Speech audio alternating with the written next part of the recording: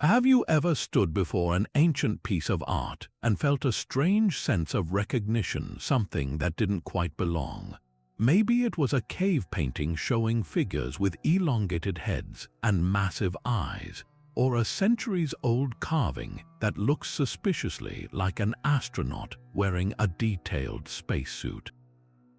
These aren't just random quirks of artistic expression. What if they're clues, deliberate, intentional messages left behind by our ancestors, hinting at encounters with beings not of this world? This is more than just speculation. It's a tantalizing thread woven through human history, connecting cultures separated by oceans and millennia through eerily similar depictions of the unexplained. From the deserts of Egypt to the jungles of Central America, ancient artwork is filled with mysteries that challenge everything we think we know about our past. Symbols that resemble modern spacecraft, humanoid figures with features far beyond the imagination of their time, and celestial maps that align with star systems we've only recently begun to understand. These aren't mere coincidences. They raise profound questions about whether humanity's earliest artists were trying to document something extraordinary, something so far outside their everyday reality that it could only be described as otherworldly.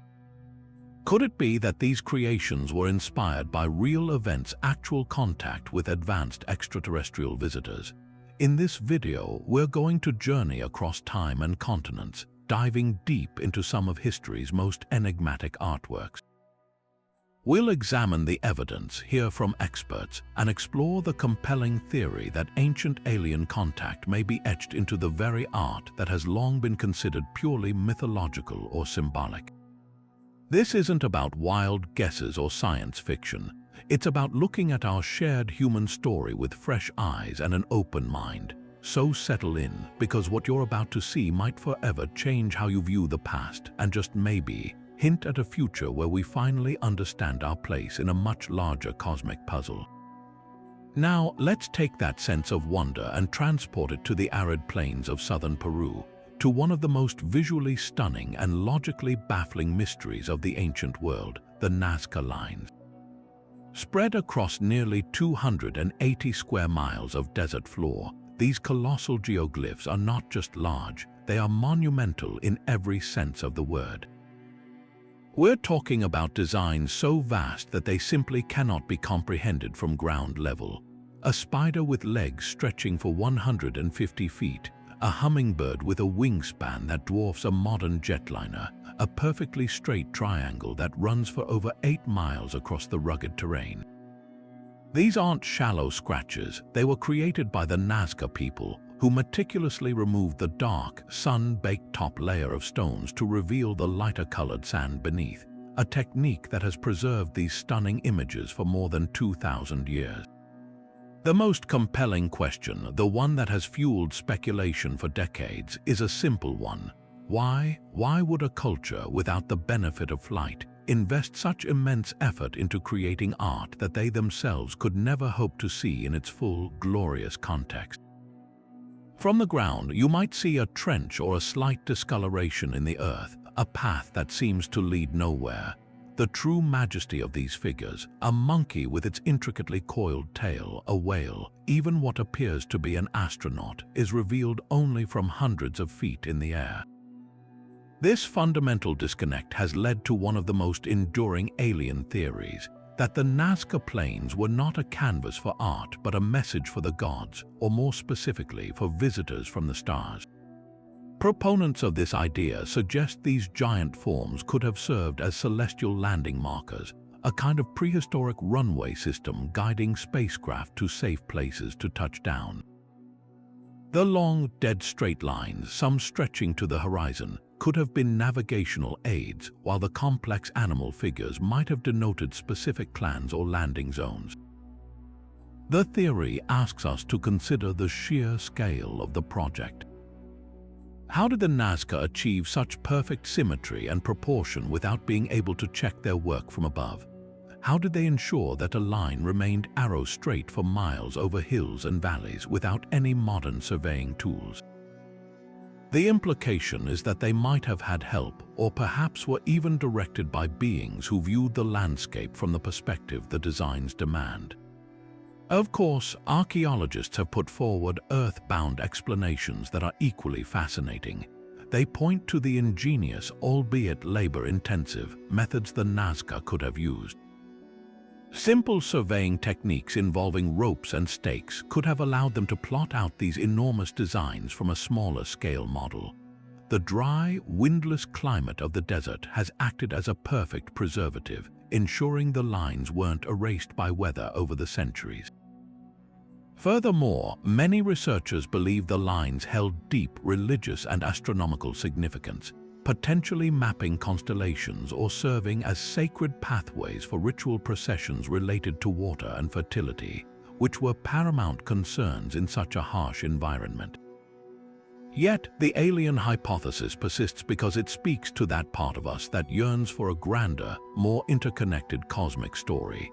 It challenges the conventional timeline of human achievement and dares to ask if our ancestors were trying to communicate something monumental, something meant for an audience not of this earth. Whether you see the lines as a profound spiritual landscape or a potential intergalactic welcome mat, their existence is a powerful testament to human ingenuity and the enduring desire to reach for the heavens, leaving a mark so large that it could only be meant for the sky itself. This idea that the heavens might have once been a highway for visiting beings brings us to the very framework used to interpret mysteries like the Nazca Lines, the ancient astronaut theory. At its heart, this theory proposes a radical reimagining of human history. It suggests that what we have long interpreted as mythology, divine intervention, or sheer human ingenuity might instead be evidence of contact with advanced extraterrestrial civilizations in our distant past. Popularized in the late 1960s by Swiss author Erich von Däniken in his landmark book, Chariots of the Gods, the theory argues that these visitors from the stars did not merely observe us, they actively intervened, shaping the course of our development by sharing knowledge that would have been otherwise impossible for ancient cultures to possess. Von Däniken and subsequent researchers point to a tapestry of anomalies woven across the globe. They ask why so many diverse cultures, separated by vast oceans and thousands of years, share strikingly similar stories of gods descending from the sky in fiery chariots or flying vessels. They question how ancient civilizations achieved architectural and astronomical feats that seem to defy the technological capabilities of their time, from moving multi-ton stone blocks to mapping celestial bodies invisible to the naked eye. The ancient astronaut theory posits that our ancestors were not creating fantasy, they were documenting their reality. These encounters were so profound, so world-altering, that they became the bedrock of our earliest religions, our mythologies, and crucially for our exploration today, our art. A cave painting of a strange being isn't a shaman's vision, it's a portrait. A temple carving of a figure in a suit isn't symbolic, it's a record of what the visitors wore. This perspective fundamentally shifts how we view ancient artwork. It moves these creations from the realm of abstract symbolism into the domain of potential historical documentation. Under this lens, art becomes a form of eyewitness testimony. When an artist in India thousands of years ago carved reliefs of flying machines called vimanas, complete with detailed descriptions of their operation in ancient texts like the Mahabharata, they weren't engaging in science fiction. They were recording technology they had seen. When the Dogū people of Mali, long before modern telescopes, possessed precise knowledge of a star system like Sirius B, a dense white dwarf star invisible without advanced instruments, their intricate astronomical rituals and artwork are seen not as lucky guesses but as passed down knowledge from a more advanced source. Of course, this theory is not without its fierce critics. Mainstream academia largely dismisses it as pseudoscience, a form of paleocontact that they argue ignores the incredible ingenuity of ancient humans and often veers into cultural condescension. Archaeologists and historians provide alternative explanations for these marvels, attributing them to lost techniques, meticulous long-term observation, and the powerful human capacity for invention and storytelling. They see the theory as a product of a modern technological society projecting its own realities onto the past. Yet, the enduring power of the ancient astronaut hypothesis lies in its ability to ask provocative questions that challenge conventional narratives. It forces us to look at a strange figure in a medieval painting or a bizarre gold artifact from Colombia and not just dismiss it, but to genuinely wonder, what if? This framework of possibility allows us to examine the specific, tangible evidence with a fresh sense of awe and curiosity. Far to the north of the Nazca Desert, in the Fertile Crescent of Mesopotamia, another ancient civilization left behind artifacts that are equally mysterious and perhaps even more explicit in their strangeness. The Sumerians, one of the world's first great urban societies, invented writing, built awe-inspiring ziggurats, and developed a complex pantheon of gods who they claimed came from the heavens. They also created intricate cylinder seals, small stone cylinders engraved with detailed scenes that were rolled onto clay tablets to serve as a signature or a mark of ownership. While many depict familiar scenes of worship and mythology, a handful stand out for their bizarre and anachronistic content, showing figures and objects that look utterly out of place in the ancient world. One of the most frequently cited examples is a seal known as VA 243, currently housed in the Vorderasiatisches Museum in Berlin. It appears to show a seated figure often identified as the god Enki, the Sumerian deity of water, knowledge, and creation. What makes this seal so compelling to ancient astronaut theorists is not the god himself, but what surrounds him. Flowing from his shoulders are two distinct streams of water, which is classic iconography for Enki. But nestled within these streams are a series of strange, precisely drawn objects that bear a striking resemblance to modern beakers, flasks, and chemical apparatus. To a contemporary eye, it looks less like a symbolic representation of a river and more like a schematic for a sophisticated liquid filtration or distillation system. The implication is staggering. Was Enki not just a god of water, but a possessor of advanced hydraulic technology? This interpretation gains even more traction when we examine the figures approaching Enki. They are often shown carrying what look like bulky, boxy objects with protruding handles. Mainstream archaeology identifies these as ritual pails or buckets used in religious ceremonies. But if we apply the ancient astronaut framework, these objects transform into something else entirely. Their bulky, asymmetrical shape and the way they are carried with a firm, two-handed grip looks less like a vessel for liquid and more like a heavy piece of equipment, perhaps a power generator, a scientific instrument, or even a life support system. The figures carrying them are sometimes depicted wearing headgear that isn't like the typical crowns or headdresses of Mesopotamian royalty. These caps are smooth, rounded, and cover the entire head, lacking any decorative feathers or horns, looking more functional than ceremonial. Could these be simplified representations of helmets? The Sumerians themselves wrote extensively about their gods, whom they called the Anunnaki. Their texts describe these beings as coming from a planet called Nibiru, entering the atmosphere in fiery celestial boats, and bestowing upon humanity the gifts of civilization, agriculture, law, and writing. In the ancient astronaut theory, these are not metaphorical stories, they are historical records. The cylinder seals, then, are not merely religious art. They are snapshots of that contact. The god Enki on his throne is an advanced being, an engineer or scientist demonstrating technology to awe-struck human scribes or priests. The water flowing from his shoulders is not a river, but a controlled, engineered substance, perhaps coolant for a machine, a nutrient solution for bioengineering, or even a visual representation of the knowledge itself being transferred.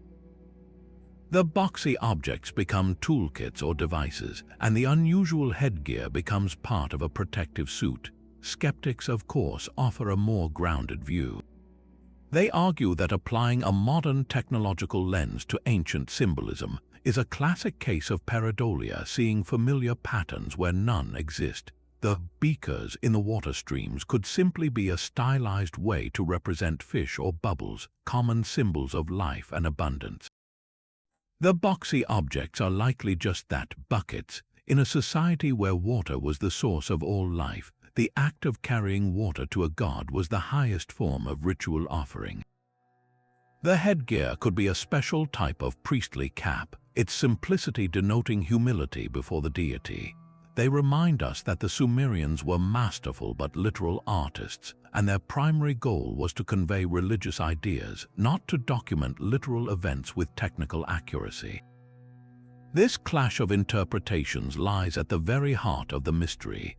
Either we are looking at beautifully crafted metaphors from a deeply spiritual culture, or we are examining first-hand diagrams of an event so profound it shaped the course of human history. The Sumerian seals force us to decide how literally we are willing to take the words and images of our ancestors. If they said their gods came from the stars and gave them technology, who are we, millennia later, to say they were merely using imaginative language? These small, engraved stones challenge us to consider that the dawn of civilization might not have been a slow, organic process, but a sudden, brilliant gift from the sky, meticulously recorded by the only means they had, art. Traveling across the globe and leaping forward in time, we find another compelling piece of this ancient puzzle in the prehistoric art of Japan. During the Jomon period, a time spanning an incredible 13,000 years, the people of the Japanese islands created a vast array of pottery and clay figurines. Among these artifacts, the Dogū stand out as some of the most enigmatic and visually striking. These small, hollow clay figures, often just a foot or so in height, depict humanoid forms with a style that is both abstract and unnervingly specific. They are not simple dolls or fertility statues. Their design is so peculiar that it has sparked a fascinating and enduring debate about their true inspiration. The most immediately arresting feature of many Dogū is their eyes. They are often massive, dominating the face, and are rendered with a distinct, goggled appearance. It's as if the artist was meticulously depicting a large, round lens set into a heavy, protective visor. This is not a feature seen in typical human portraiture from any era. Furthermore, their bodies are frequently covered in intricate, swirling patterns that mainstream archaeologists often interpret as tattoos or rope-like designs, reflecting the Jomon culture's name, which means cord-marked. However, when viewed through the lens of the ancient astronaut theory, these patterns take on a completely different character. The precise geometric lines and raised bumps covering the torso and limbs look less like body art and more like the seams, wiring, and articulated joints of a sophisticated pressure suit. Some figures even appear to have a plug-like or hose attachment port on their chests or abdomens, adding to the impression of a contained environmental system. The comparison to modern astronaut gear is almost irresistible. Place an image of a typical goggle-eyed Dogū next to a photograph of a mid-20th century test pilot or an early astronaut in their full pressure suit, and the parallels are startling. Both feature a large, single-pane visor to protect the eyes and provide a wide field of vision. Both have bulky, padded torsos and limbs to contain the wearer and regulate pressure. The intricate patterns on the Dogū could easily be seen as representing the sewn segments and reinforced panels of a suit designed for a hostile environment, whether that environment be the vacuum of space, the depths of the ocean, or an alien atmosphere with unknown properties. The theory suggests that the Jomon people may have witnessed something extraordinary, beings clad in such advanced equipment, and they immortalized that awe-inspiring sight in clay. Of course, the conventional archaeological interpretation offers a different, yet equally profound narrative. Most scholars believe the Dogū were ritual objects, likely used in shamanistic healing or sympathetic magic. The exaggerated eyes could represent a trance state, a shaman seeing into the spirit world, or a plea for better vision and health. The patterns could indeed be tattoos, or perhaps they represent the constricting ropes used in a ceremonial binding, a practice known in some ancient cultures to concentrate spiritual energy. The figures are often found deliberately broken, perhaps as a way to transfer illness or misfortune from a person into the figurine, which was then shattered to destroy the malady. In this view, the Dogū are powerful spiritual tools, not literal depictions of visitors. This creates a fascinating dichotomy. We are left with two powerful, yet entirely different, explanations for the same object. One sees a shaman's spiritual aid, a symbolic vessel for community well-being. The other sees a prehistoric artist doing their best to record the utterly bewildering sight of a technologically advanced being. The truth may forever be lost to time, but the very existence of the Dogū challenges us to expand our understanding of what ancient art can represent. They serve as a powerful reminder that our ancestors were keen observers of their world, and if something truly beyond their comprehension entered it, they would have used the skills and materials they had to make sense of it. These small clay figures, fired in the flames of German period kilts, continue to fuel a very modern debate about who we are, where we come from, and whether we have always been alone. This idea of ancient artists meticulously recording the unexplainable takes us to one of the most visually compelling sights on Earth, the vast, otherworldly plateau of Tassili en-Najer in the Sahara Desert of Algeria. Here, preserved on the walls of caves and rock shelters for thousands of years, is an immense open-air gallery chronicling the life of a people long vanished. The art spans millennia, showing a vivid timeline from a time when the Sahara was a lush green savanna teeming with giraffes, crocodiles, and elephants, to its gradual transformation into the arid desert we know today. But among these beautiful and historically valuable scenes of hunting and daily life, there are figures that stand apart, so strange and out of place that they have sparked debate for decades. These are not simple stylized humans or animals. These are the enigmatic beings often called the Roundheads, or more dramatically, the Great Martian Gods. The name is certainly evocative, but it's the imagery itself that truly captivates. Painted in ochre and white, these figures are large, often dominating the rock panels they inhabit. They are utterly alien in their appearance. Their most defining feature is their complete lack of facial detail. They possess large, perfectly round, featureless heads with no eyes, no nose, and most strikingly, no mouth. Their bodies are often simple and cylindrical, sometimes appearing to be encased in a single, seamless suit. Many are depicted with their arms raised in a posture that could be read as supplication, benediction, or perhaps even a gesture of surprise or alarm. There is nothing in the natural world that they resemble, and they are a stark contrast to the highly realistic and detailed drawings of animals found in the very same caves. This radical difference in style suggests the artists were depicting something entirely separate from their everyday experience, something that demanded a unique visual language. When viewed through a modern lens, the resemblance to our popular culture image of an alien, specifically the large-headed, slender-bodied gray, is undeniable. This has led to the compelling theory that the Tassili en-Najer paintings are not symbolic or mythological creations, but literal representations of contact. Proponents of this idea suggest that the nomadic peoples of the Green Sahara witnessed an event so profound it became the central subject of their art for generations. The lack of a mouth could indicate a species that communicates telepathically.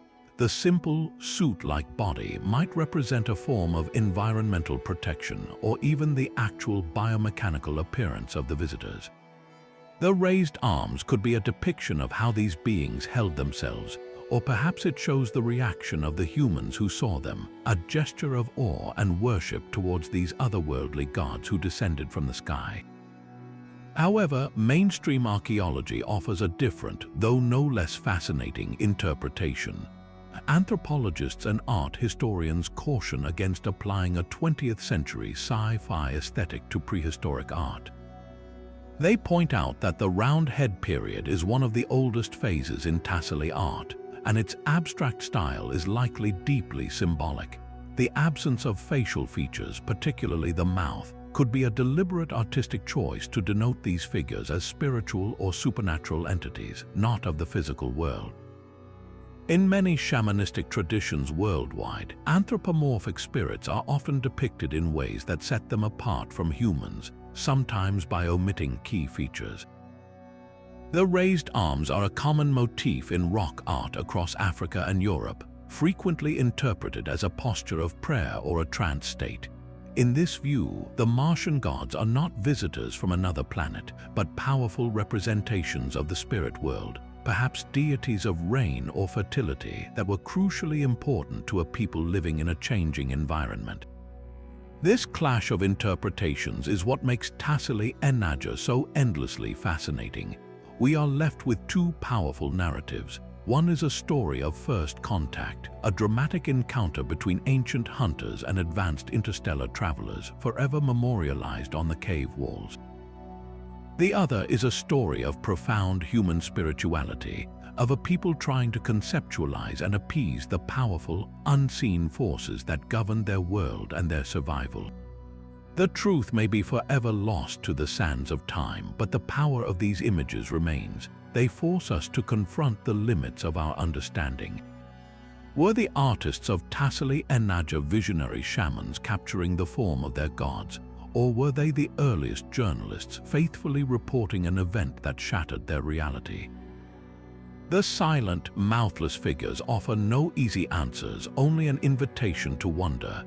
Venturing now to the ancient landscape of Australia, we find another profound mystery etched into the very rock of the Kimberley region, the Wandjina. These awe-inspiring figures, some measuring over 20 feet tall, are among the most sacred and significant creations of the Aboriginal peoples.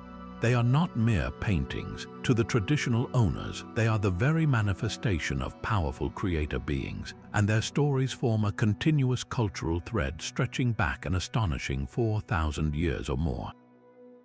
What makes the Wandjina so captivating to the ancient astronaut theory is their utterly unique and consistent iconography. They are depicted with massive, dark, owl-like eyes that dominate their faces, yet they possess no mouth whatsoever. Their heads are almost always surrounded by a striking halo or helmet-like structure, often with lines radiating outward, suggesting a powerful energy or connection to the storm clouds they are said to control.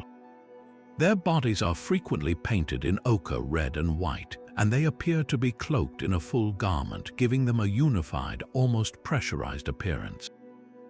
The indigenous oral traditions surrounding the Wandjina are rich, detailed, and deeply spiritual.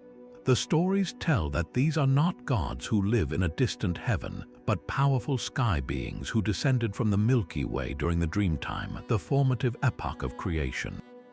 They are credited with shaping the land, creating the rivers and mountains, and most importantly, bringing the first laws, language, and culture to the people. After their work was done, the Wandjina did not simply leave. They painted their own images on the cave walls before withdrawing into the sky or into nearby waterholes, imbuing their spirit essence into these paintings. It is believed that their power remains within the art, and to this day, certain Aboriginal elders are entrusted with the sacred duty of carefully repainting the figures to ensure their power, and the life-giving seasonal rains they control does not fade from the world. This is not seen as restoration. It is an act of ritual renewal, a partnership with the creative force itself. When we place these descriptions and images side by side with modern accounts of alien encounters, the parallels become difficult to ignore. The narrative of advanced beings descending from the stars in celestial craft to influence early human development is a cornerstone of the ancient astronaut hypothesis. The Wandjina's physical form, with its large, dark eyes, missing mouth, and encompassing headdress, bears a powerful resemblance to our modern conception of extraterrestrial visitors. The radiating lines around the head could be interpreted as the glow of a propulsion system, a helmet's energy field, or even the electrical aura of a being of pure energy. The idea that they brought law and culture aligns perfectly with the theory that extraterrestrials provided a technological and societal jump start to humanity. From this perspective, the Wandjina are not mythological symbols but historical records of contact, depictions of the actual entities that interacted with the Aboriginal people millennia ago. However, to fully appreciate the Wandjina, we must also engage deeply with the Aboriginal worldview, which offers a profoundly different but equally valid interpretation. For the traditional owners, the Wandjina are an integral part of a living landscape and a continuous spiritual belief system. The absence of a mouth is explained not as a biological feature, but as a symbol of immense power. The Wandjina are so powerful that they do not need to speak to make their will known. Their large eyes represent their all-seeing nature and their connection to the weather as they watch over the land and send the life-giving rains. The halo is not a helmet but a representation of the storm clouds and lightning that they command. To reduce these beings to mere ancient aliens is, from this cultural standpoint, a form of reductionism that misses their deeper spiritual and ecological significance. It risks overlooking a sophisticated cosmology that has sustained one of the world's oldest continuous cultures for thousands of years. This leaves us at a fascinating crossroads of interpretation. One path sees the Wandjina as potential evidence of a real, physical event, a visitation by non-human intelligences that was so impactful it became enshrined in the world's oldest living culture. The other path sees them as a profound spiritual truth, a complex understanding of creation and natural order that has been faithfully passed down through generations. Perhaps both perspectives can hold a fragment of a larger, more mysterious truth. The Wandjina rock art stands as a powerful testament to a reality that ancient peoples experienced so intensely they felt compelled to immortalize it in sacred sites, ensuring that the story of the sky beings would never be forgotten, challenging us to expand our definitions of both history and possibility. But the mystery of ancient technology isn't confined to sprawling desert art or sacred rock paintings. Sometimes it's found in the quiet, precise form of a small wooden object, like the one discovered in 1898 in a tomb near Saqqara, Egypt. Dated to approximately 200 BC, this artifact is known as the Saqqara bird. At first glance in a museum case, it might be mistaken for a child's toy or a simple carving of a falcon, a bird deeply revered in Egyptian mythology. But a closer look reveals something that feels strangely out of place. This isn't a typical bird. It lacks the essential features we'd expect. There are no carved feathers, no detailed feet, and most notably, no head. Instead, what remains is a sleek, streamlined body with a distinct vertical tail fin that looks less like a bird's tail and more like the rudder of an aircraft. Its wings are perfectly straight and aerofoil-shaped, thick and rounded on the leading edge, tapering to a thinner trailing edge, a design principle that is fundamental to the wings of modern airplanes to generate lift. This is not the design of something meant to simply sit on a shelf. It feels functional. The conventional explanation from Egyptologists is that the Saqqara bird was likely a ceremonial object, perhaps a weather vane for a sacred boat used in rituals, or simply a child's toy that lost its head over the centuries. They point to the fact that the Egyptians were master craftsmen with a deep understanding of the natural world, and a stylized bird is not an unusual find. The absence of a head could be due to damage or the use of a perishable material like wood for that part that simply decayed. In this view, any resemblance to an aircraft is purely coincidental, a classic case of seeing what we want to see through our modern, technologically biased lens. It's pareidolia, the same phenomenon that makes us see faces in clouds, applied to archaeology. However, this conventional view was put to the test in a fascinating way. Dr. Khalil Messiha, an Egyptologist who studied the object, was struck by its unusual design and proposed a radical theory that the Saqqara bird was a scale model of a monoplane glider. To test this hypothesis, aerodynamics experts and model aircraft enthusiasts built scaled-up, weighted replicas of the artifact. The results were startling. When launched, the model exhibited remarkable gliding capabilities. Its wings provided lift, and that distinctive, flat vertical tail fin provided essential stability in flight, preventing it from spinning out of control. Without that fin, the model would have been unstable and crashed. This suggests the tail fin was a deliberate, integral part of the design, not an artistic afterthought. The Saqqara bird, it seems, wasn't just shaped like something that could fly, it was engineered to fly. This raises a profound question. How could ancient Egyptian artisans, without any known understanding of aerodynamics, accidentally design an object that so perfectly utilizes principles of flight that wouldn't be formally understood for another 2,000 years? This is where the ancient astronaut theory inserts its most compelling argument. Proponents ask if it's more plausible that this object was a toy, or if it was inspired by something the Egyptians had actually seen. Could the Saqqara bird be a model of a much larger, functional aircraft? Perhaps it was a commemorative representation of a flying machine witnessed by the people of the time, carved from memory to preserve the awe-inspiring sight. Maybe it was even a technical diagram in 3 dimensions, a guide left behind by those who possessed the knowledge of flight. The theory doesn't necessarily claim the Egyptians built full-scale airplanes, but that they may have encountered a technology so advanced it seemed like magic, and this artifact is their best attempt to capture its form. Of course, skeptics counter that the aerodynamic success of a modern replica doesn't prove ancient intent. They argue that the Egyptians were brilliant observers who could have stumbled upon a functional shape through trial and error while whittling wood, perhaps inspired by seeing seeds like those from the maple tree that spin and glide on the wind. The perfect aerofoil shape could be a happy accident, a product of crafting a smooth, aesthetically pleasing object rather than a conscious effort to achieve flight. The truth is, we may never know the exact purpose or inspiration behind this enigmatic artifact.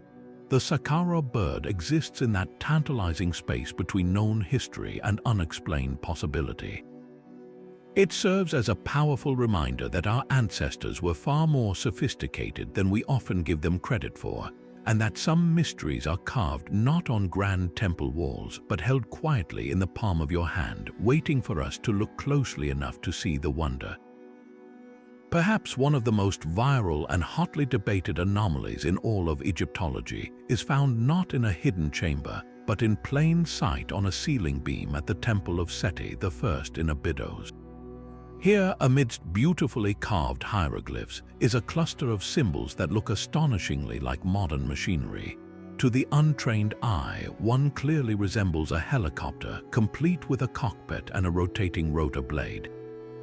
Another looks like a submarine or a dirigible, and a third brings to mind a hovercraft or even a futuristic tank. This isn't a blurry photograph or a questionable drawing. It's right there in the stone, and the immediate, jaw-dropping question is, how could ancient Egyptians possibly have known about such technology? The most widely accepted explanation from Egyptologists is a fascinating lesson in archaeology and practical craftsmanship. It's a phenomenon known as a palimpsest.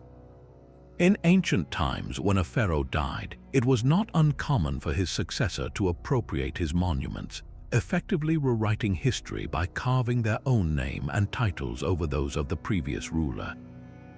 This is precisely what is believed to have happened here. The theory goes that the ceiling was originally carved with inscriptions glorifying Seti I. Then, years later, his son, the great Ramses II, had his workers recarve the same section to honor himself. However, they weren't just hacking away the old stone. To save time and effort, they often just filled in the existing carvings with plaster and carved the new hieroglyphs on top. Over centuries, that plaster has crumbled away and the elements have worn down the stone. What remains is a unique fusion, a composite image where the original glyphs of Seti and the newer glyphs of Ramses have merged. The famous helicopter is not a single intended image, but the accidental overlap of several different hieroglyphs. For example, the helicopter's tail might be the result of the leg of a ram glyph from one inscription blending with the head of a bird glyph from another. Egyptologists can actually deconstruct the image, showing how the individual, perfectly normal hieroglyphs for words like to repel an enemy or to protect could, through this specific overlapping process, create these bizarre machine-like shapes. It's a compelling argument rooted in a well-documented historical practice. Yet, for proponents of alternative history, this explanation feels too neat, too convenient. They point out that the composite image is remarkably well-defined and coherent. It doesn't look like a random jumble of lines, it looks intentionally designed. The chance alignment of multiple glyphs to form not one, but several distinct machine-like images strains credulity for some. This has led to the tantalizing alternative theory: what if the carving isn't a mistake but a record? Could it be that the artists were depicting something they had actually witnessed? The ancient astronaut theory suggests that these are not hieroglyphs at all in the traditional sense, but technical drawings of advanced vehicles, perhaps those used by extraterrestrial visitors whom the Egyptians interpreted as gods.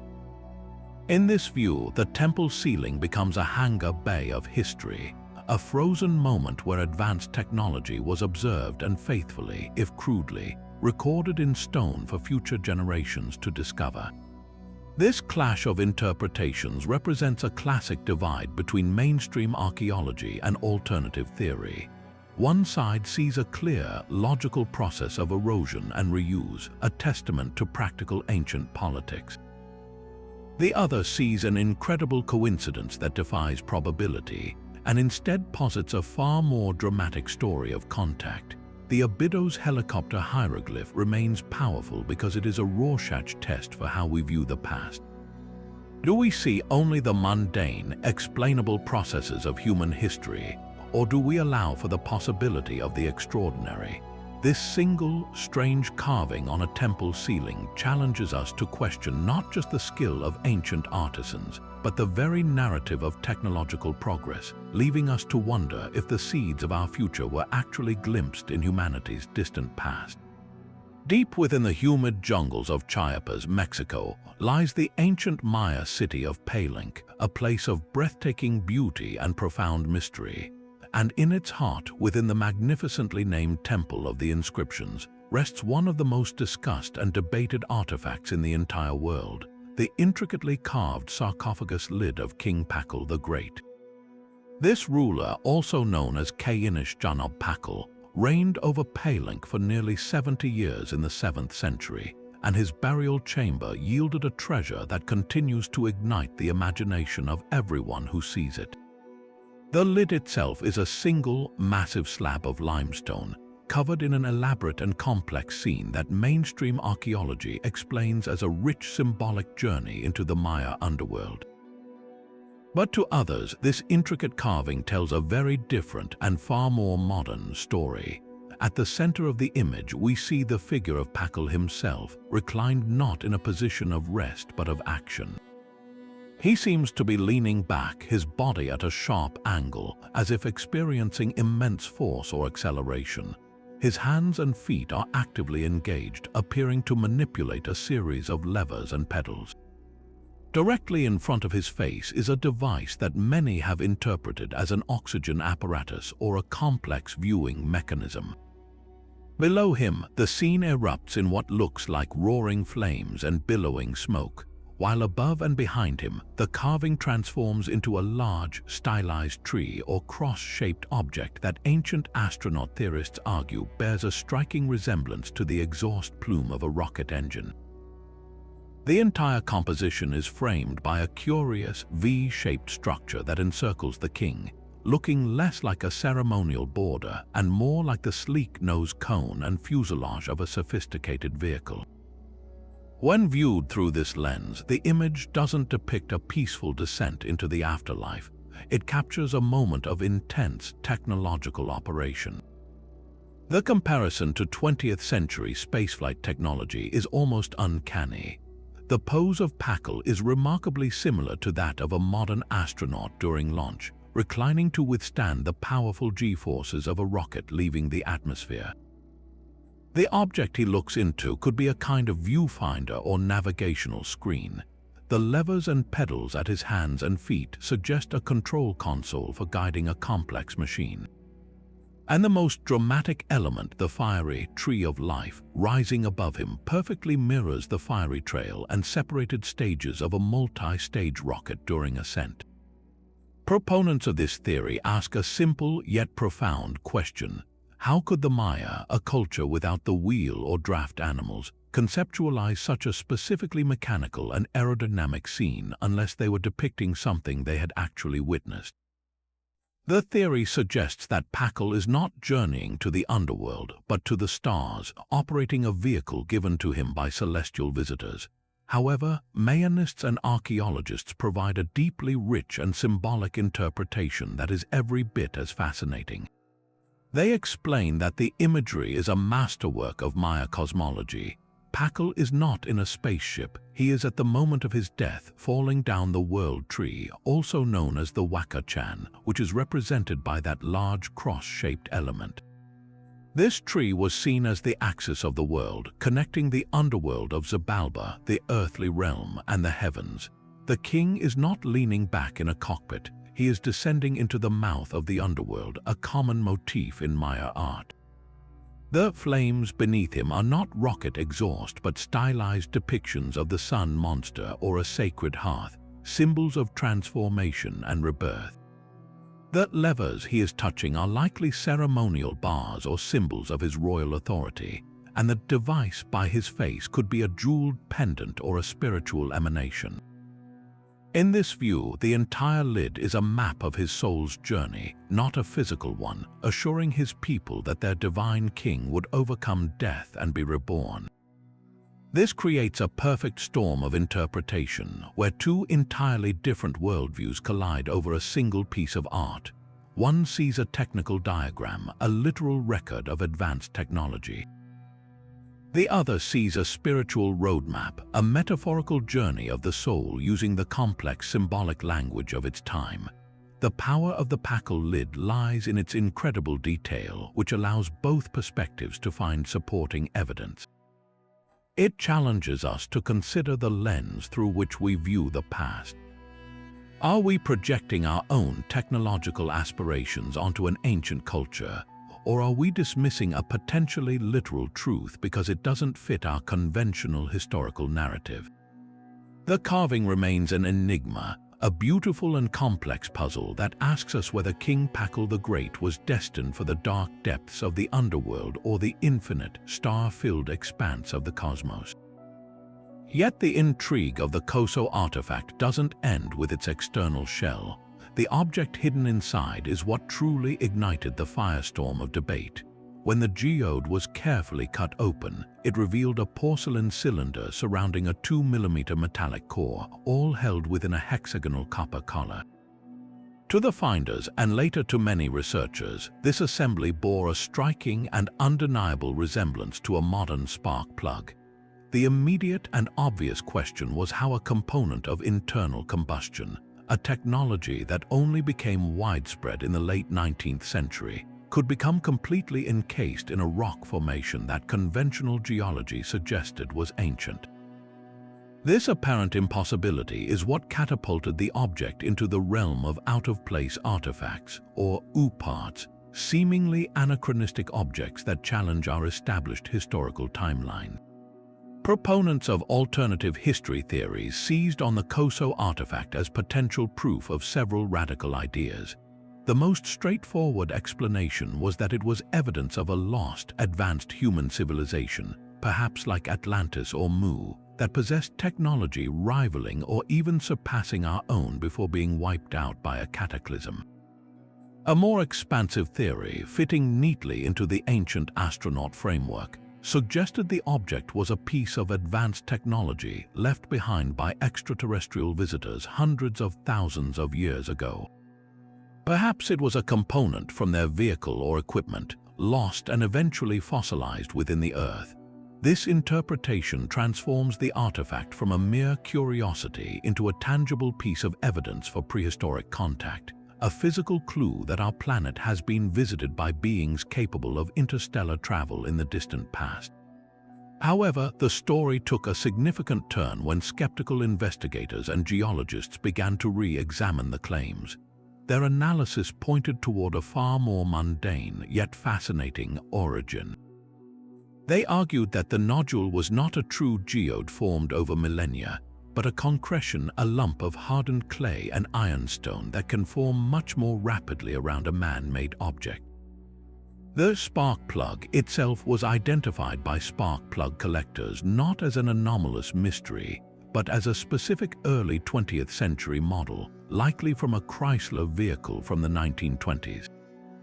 They noted that the object's design, particularly the hexagonal nut, was consistent with plugs from that era used in certain mining equipment.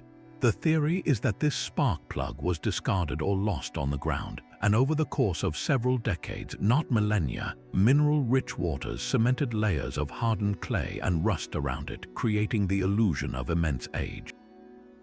This clash between the extraordinary and the mundane lies at the heart of the Koso artifact's enduring legacy. For those who believe in a hidden history, the official explanation feels like a dismissal, an attempt to force a square peg into a round hole to protect the conventional narrative. They question whether a concretion could form so perfectly and symmetrically in such a relatively short time frame, and point to the initial geological assessment as evidence that cannot be easily waved away. For skeptics, the identification of the object as a 20th century spark plug is the simplest and most logical answer, a classic case of misidentification amplified by a desire for mystery. The artifact serves as a powerful reminder of how our interpretations are filtered through our own desires and beliefs, challenging us to distinguish between a genuine historical anomaly and a compelling story we wish were true. Leaving behind the deserts of Peru and Egypt, our search for ancient alien clues takes us high into the remote, mist-shrouded mountains of the China-Tibet border, to a story so strange it feels like it was pulled directly from a science fiction pulp magazine. This is the enigmatic tale of the Dropa stones, an archaeological mystery that has tantalized and frustrated researchers for decades. According to the legend, in 1938, a Chinese archaeologist named Kai Pu-te was leading an expedition through the rugged Bayan Karaula Mountains when they stumbled upon a series of carefully arranged caves. Inside, they made a series of bizarre discoveries. The walls were adorned with pictograms of the solar system and beings with elongated heads, but more intriguingly, scattered across the cavern floor, they found hundreds of stone discs, each about 9 inches in diameter with a perfectly round hole in the center, resembling primitive phonograph records. These were the Dropa stones. The story deepens with a claim that seemed to leap from the pages of fantasy. Each disc was said to be inscribed with a continuous, microscopic spiral groove that, upon closer inspection, was actually a line of tiny, unknown hieroglyphic writing. Years later, a professor named Tsum Nui allegedly managed to decipher the script, and the translated narrative was nothing short of earth-shattering. The glyphs supposedly told the story of a spacecraft from a distant star that crash-landed in the mountains 12,000 years ago. The survivors, a peaceful group referred to as the Dropa, found themselves stranded on Earth and unable to repair their vessel. The local Ham tribespeople, initially fearful, eventually made contact with these strange, small-statured beings, and the discs were said to be their recorded account of this incredible event, a first-hand log of an interstellar tragedy. This narrative is the cornerstone of ancient alien lore, a story that perfectly encapsulates the idea of prehistoric contact. It presents a physical artifact, a detailed account, and a tangible link to a time when extraterrestrials walked among us. The allure is undeniable. It suggests that we hold in our hands, quite literally, the history of our own planet's interaction with other worlds, etched in stone for future generations to discover. The story of the Dropa stones has been repeated in countless books, documentaries, and articles, becoming a foundational pillar for those who believe in a past filled with cosmic visitors. However, when we subject this incredible story to the harsh light of scrutiny, the entire foundation begins to crumble. The first and most significant problem is a complete lack of verifiable evidence. No reputable museum in the world has ever displayed a Dropa stone. No photographs of the discs or the cave exist from the original expedition. The very people at the heart of the story vanish under examination. There are no credible records of an archaeologist named Kai Pu Te or a professor named Tsum Nui working in China during that period. The entire narrative appears to have been fabricated, first appearing in a German magazine article in the 1960s before being popularized by authors like Erich von Däniken. It is a classic example of an archaeological hoax, a story crafted to appeal to a growing public fascination with flying saucers and space travel. Yet, even if the stones themselves are a fabrication, their enduring power tells us something profound about ourselves. The Dropa stones remain a staple in ancient alien lore, not because of their physical reality, but because they represent the ultimate prize in the search for extraterrestrial clues, a readable record. They fulfill a deep human desire for a clear, unambiguous message from the past. Unlike a puzzling painting or a strange statue, the Dropa stones promise a direct narrative, a story we can read and understand. They represent the hope that our ancestors didn't just see these visitors, they communicated with them and left behind a detailed report for us to find.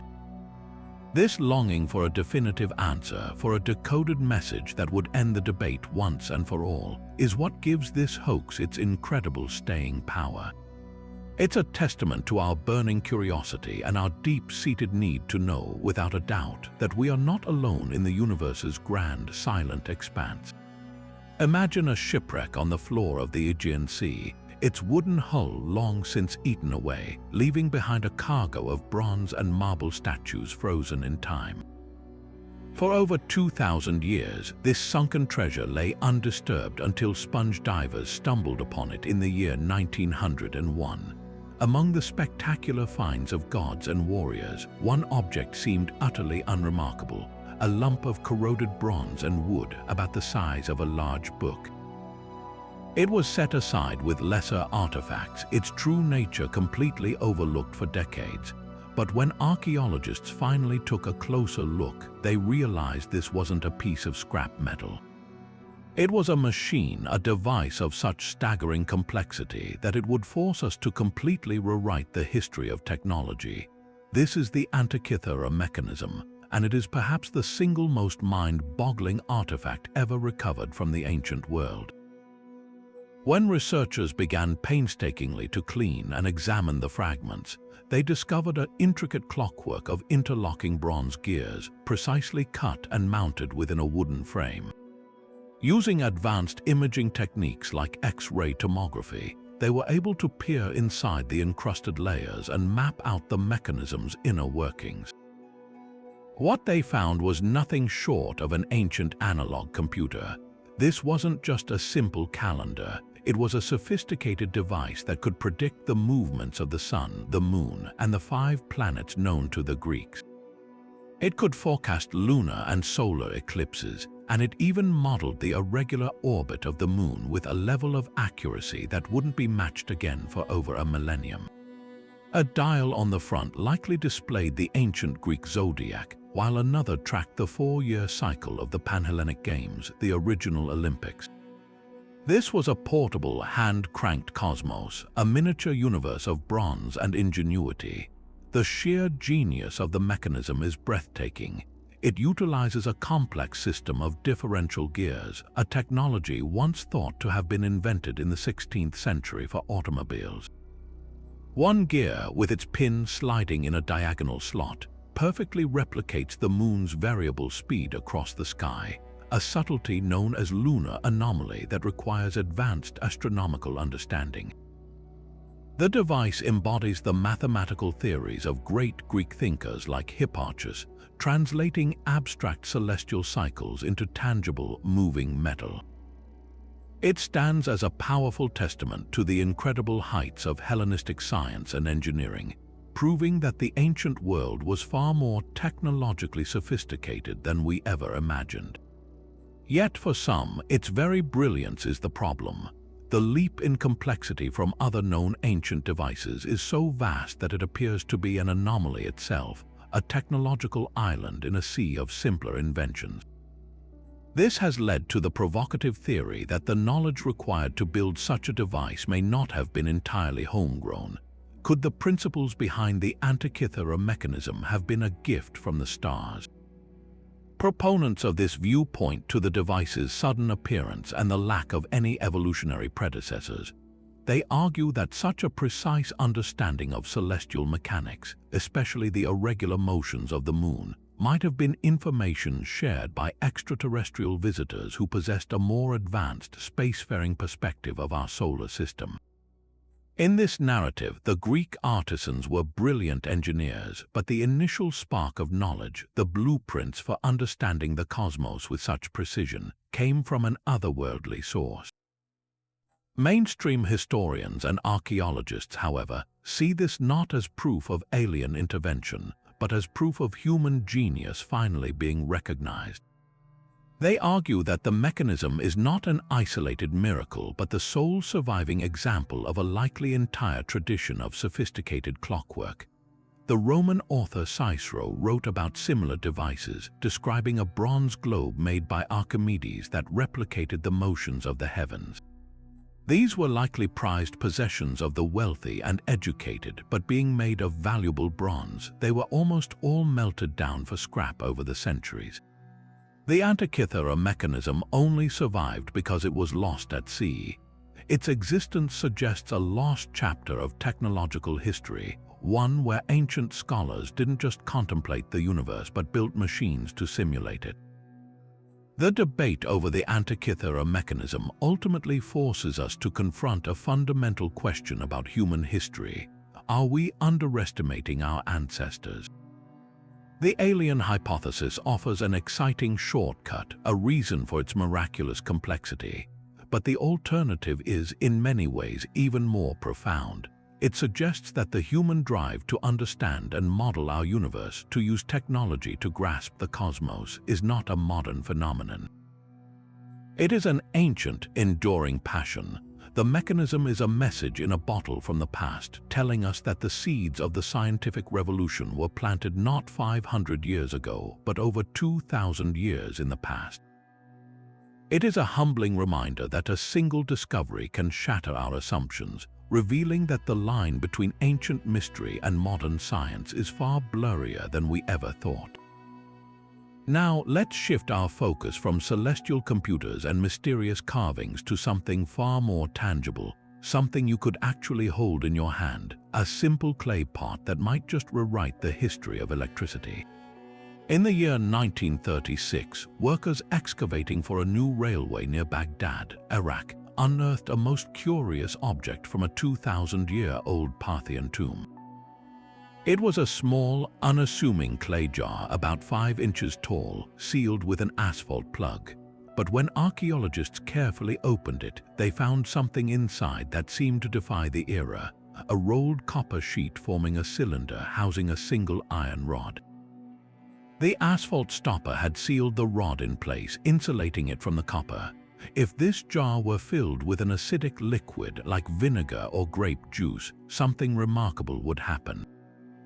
The acidic solution would act as an electrolyte, allowing a chemical reaction between the two different metals. A voltage potential would be created, and a small electric current, roughly 1 volt, would flow from the iron rod to the copper cylinder. In essence, they had discovered an ancient battery. The immediate and most compelling question was, of course, what was it for? Why would a civilization from 2 millennia before Benjamin Franklin or Alessandro Volta need to generate a small electric current? The most popular and practical theory, proposed by German archaeologist Wilhelm Koenig, was that it was used for electroplating, the process of using electricity to deposit a thin layer of one metal onto the surface of another. The Parthians were master goldsmiths and silversmiths known for creating intricate jewelry.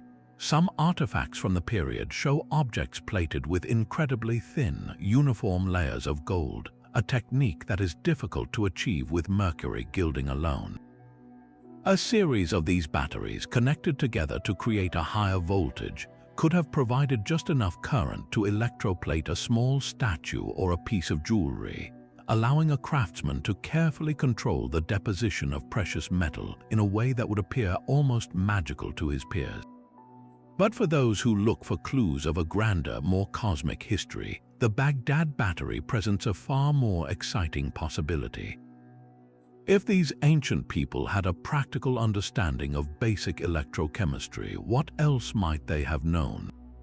Could this simple jar have been part of a larger, more sophisticated technological system, the rest of which has been lost to time? Proponents of the ancient astronaut theory ask us to consider this. Perhaps the knowledge of how to harness electricity wasn't discovered by the Parthians at all, but was given to them. The battery might be a surviving fragment of a much broader technological package shared by extraterrestrial visitors. In this view, the device isn't just a battery, it's a relic, a piece of evidence suggesting that our ancestors were shown the fundamental principles of energy that they themselves could only partially replicate. Maybe it was used for something beyond our current understanding, perhaps as a component in a medical device for pain relief, or even as a power source for something more elaborate that we have yet to discover. Mainstream archaeology, however, offers more grounded, though no less fascinating, alternative explanations. Some scholars point out that no wires or connectors have ever been found with these jars, making the battery theory difficult to prove. They suggest the vessels could have had a much more mundane but equally important purpose. The asphalt seal was an excellent preservative, and the scroll-like design of the copper and iron inside is reminiscent of containers used elsewhere for storing sacred scrolls. The combination of metals and the sealed environment might have been intended to protect important religious or magical texts from decay, with the chemical reaction being a complete coincidence. Others propose they were used for storage of precious liquids, with the copper cylinder acting as a protective liner inside the clay pot. Without any explicit instructions or diagrams found alongside them, the true function of the Baghdad battery remains one of archaeology's most captivating open cases. This tiny clay pot, therefore, becomes a powerful symbol of the debate between conventional history and alternative possibility. It represents the gap between what we can prove and what we can imagine. Whether it was a clever tool for an ancient jeweler, a sacred storage container, or a fragment of lost knowledge from the stars, its very existence challenges the linear narrative of human technological progress. It whispers to us that the past may hold secrets we are only just beginning to comprehend, reminding us that sometimes the most profound mysteries are not carved on temple walls, but are buried in the earth, waiting for us to connect the right pieces and see if the current still flows. Isolated in the vast expanse of the Pacific Ocean, thousands of miles from any continent, lies one of the most remote inhabited places on Earth, Easter Island or Rapa Nui. And scattered across its grassy volcanic slopes stand the island's silent, stoic guardians, the moai. These colossal stone figures, nearly 900 of them, are among the most recognizable and enigmatic monuments ever created by human hand. Carved from compressed volcanic ash between the 13th and 16th centuries, they are far more than simple statues. To the Rapa Nui people, each moai was a sacred repository of spirit, or mana, representing a deified ancestor who would watch over and protect a specific clan and its village. With their heavy brows, long ears, and prominent noses, they gaze inland with a solemn authority, their backs to the sea, eternally keeping watch over their descendants. The sheer scale of their construction is where the mystery truly begins. The average moai stands about 13 feet tall and weighs an astonishing 14 tons. But the real giants, like the unfinished El Gigante still lying in the quarry, would have been nearly 70 feet tall and weighed over 250 tons, heavier than a fully loaded blue whale. The primary quarry at Roroku is a landscape frozen in time, a hillside pockmarked with partially carved figures in every stage of completion. It's here that we see the incredible craftsmanship involved. These were not crude blocks of stone. They are detailed, humanoid forms with finely carved hands, delicate fingers resting on their hips, and intricate symbolic designs on their backs, all painstakingly chiseled using nothing more than simple hand tools made of harder stone. Yet, the truly baffling part of the mystery is not how they were carved, but how they were moved. The finished statues had to be transported miles across rugged, hilly terrain from the quarry to various ceremonial platforms called ahu all around the island's coastline. How did a few hundred people with no access to wheels, draft animals, or metal technology accomplish this staggering feat? This central question is what has fueled speculation about otherworldly intervention for decades. The idea that a small, isolated population could move multi-ton stone giants for miles seems to some to defy the limits of prehistoric human capability. The theory suggests that the Rapa Nui might have had help, that the knowledge or even the technology required was provided by advanced extraterrestrial visitors who guided the process. Proponents of this view point to the oral legends of the Rapa Nui themselves, which some interpret through an alien lens. One famous legend states that the statues didn't walk to their ahu, but were commanded to move by the magical power of a ruler or priest. This, to ancient astronaut theorists, sounds less like mythology and more like a cultural memory of advanced technology. Perhaps the statues were levitated or moved using anti-gravity devices provided by off-world visitors. The precise engineering and the sheer weight of the stones make the alien assistance theory a tempting solution to a seemingly impossible puzzle, suggesting that our ancestors were given a technological boost to create these monumental wonders. However, modern archaeology and ingenious experiments have provided compelling, earth-bound explanations that showcase human ingenuity. The most widely accepted theory today, supported by experimental archaeology, is that the Rapa Nui used a combination of rocking and rolling, or walking, to move the moai. By lashing ropes around the statue's head and base, teams of workers could rock the moai from side to side, edging it forward with each tilt in a process that would make the massive stone figure appear to walk across the landscape. This method, demonstrated in successful experiments, is not only feasible but also aligns perfectly with the local legend that the statues walked. Furthermore, well-worn roads leading from the quarry with discarded moai along the routes show clear evidence of this terrestrial transportation process. The answer seems to be not alien technology, but sophisticated human engineering, incredible coordination, and generations of unwavering dedication. This creates a fascinating crossroads of interpretation. We can choose to see the moai as evidence of extraterrestrial guidance, a story that adds a layer of cosmic wonder to their existence. Or we can see them as they are, a breathtaking testament to what a determined and spiritually motivated human community can achieve. The truth is likely even more profound than alien intervention. The story of the moai is one of incredible human resourcefulness, a cultural obsession that ultimately shaped, and some argue even contributed to, the destiny of the island itself. Their creation was an act of profound faith and community effort, a decades-long project to honor the past and protect the future. Whether moved by the hands of men or the whispered secrets of star visitors, the moai stand as a permanent, powerful question mark in human history, reminding us of the incredible things we are capable of when driven by belief. But our journey doesn't end with monolithic statues. It takes a dramatic turn to the intricate world of cartography, to a document that has baffled historians and geographers for over a century. In the year 1929, within the dusty archives of Istanbul's Topkapi Palace, scholars made a discovery that would send shockwaves through the world of historical research. It was a map drawn on gazelle skin parchment in the year 1513 by a famed Ottoman admiral and cartographer named Piri Reis. He himself noted that the map was a compilation of many older sources, including ancient Greek charts and even one used by Christopher Columbus. But its true mystery wasn't its age, it was its stunning, impossible accuracy.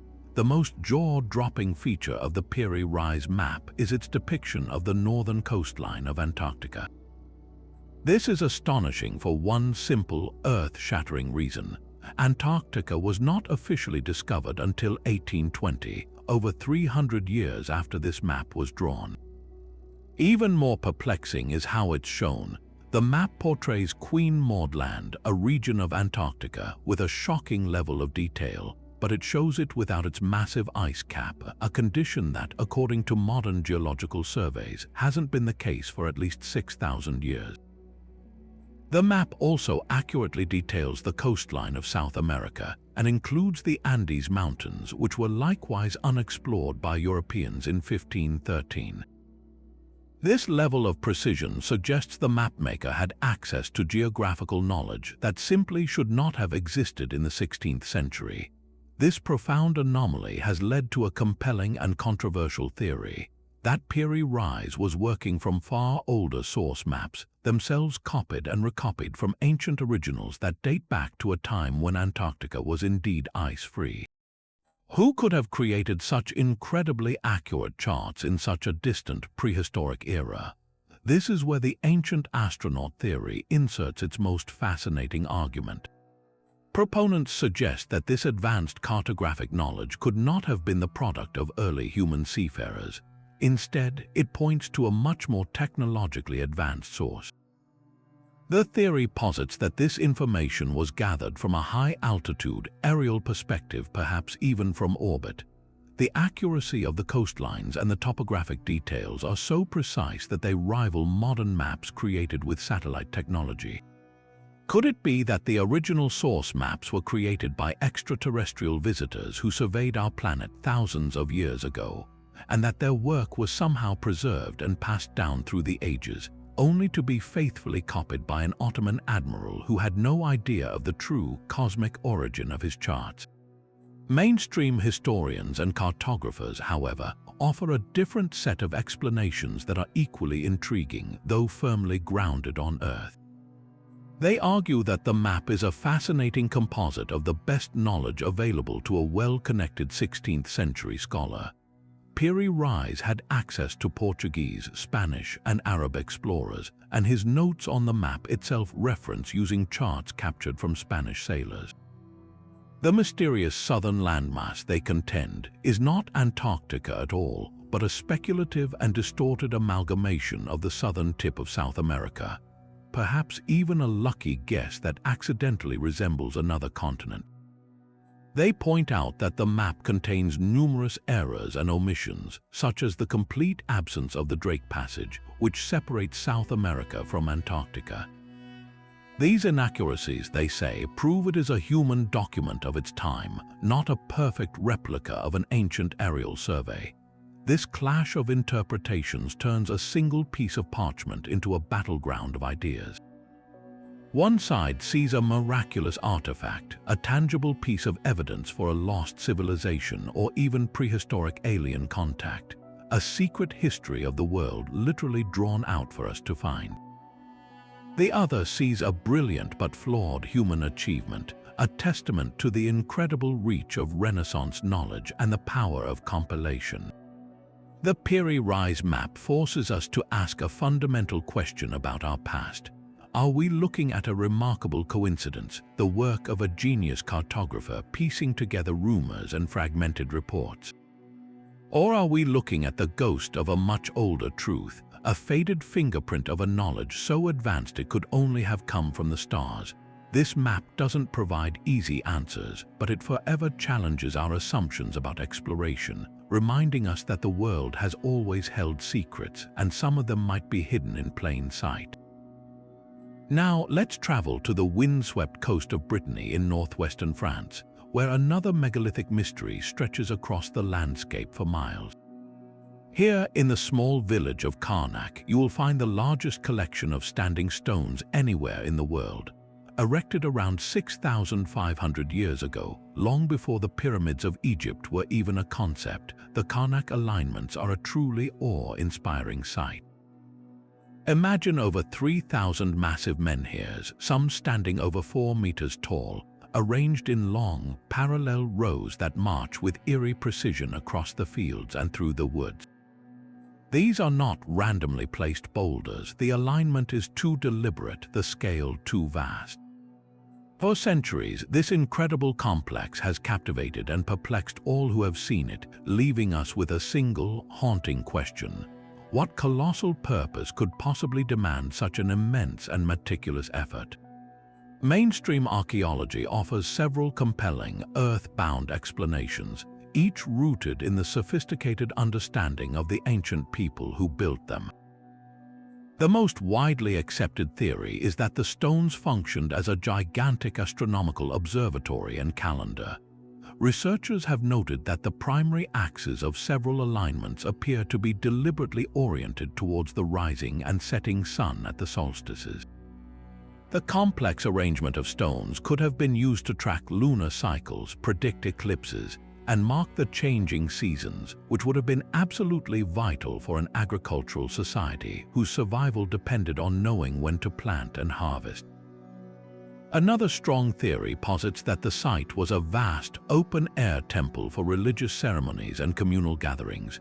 The process of quarrying, transporting, and erecting these stones would have been a powerful unifying act, reinforcing social bonds and creating a sacred space that connected the people to their ancestors and their gods.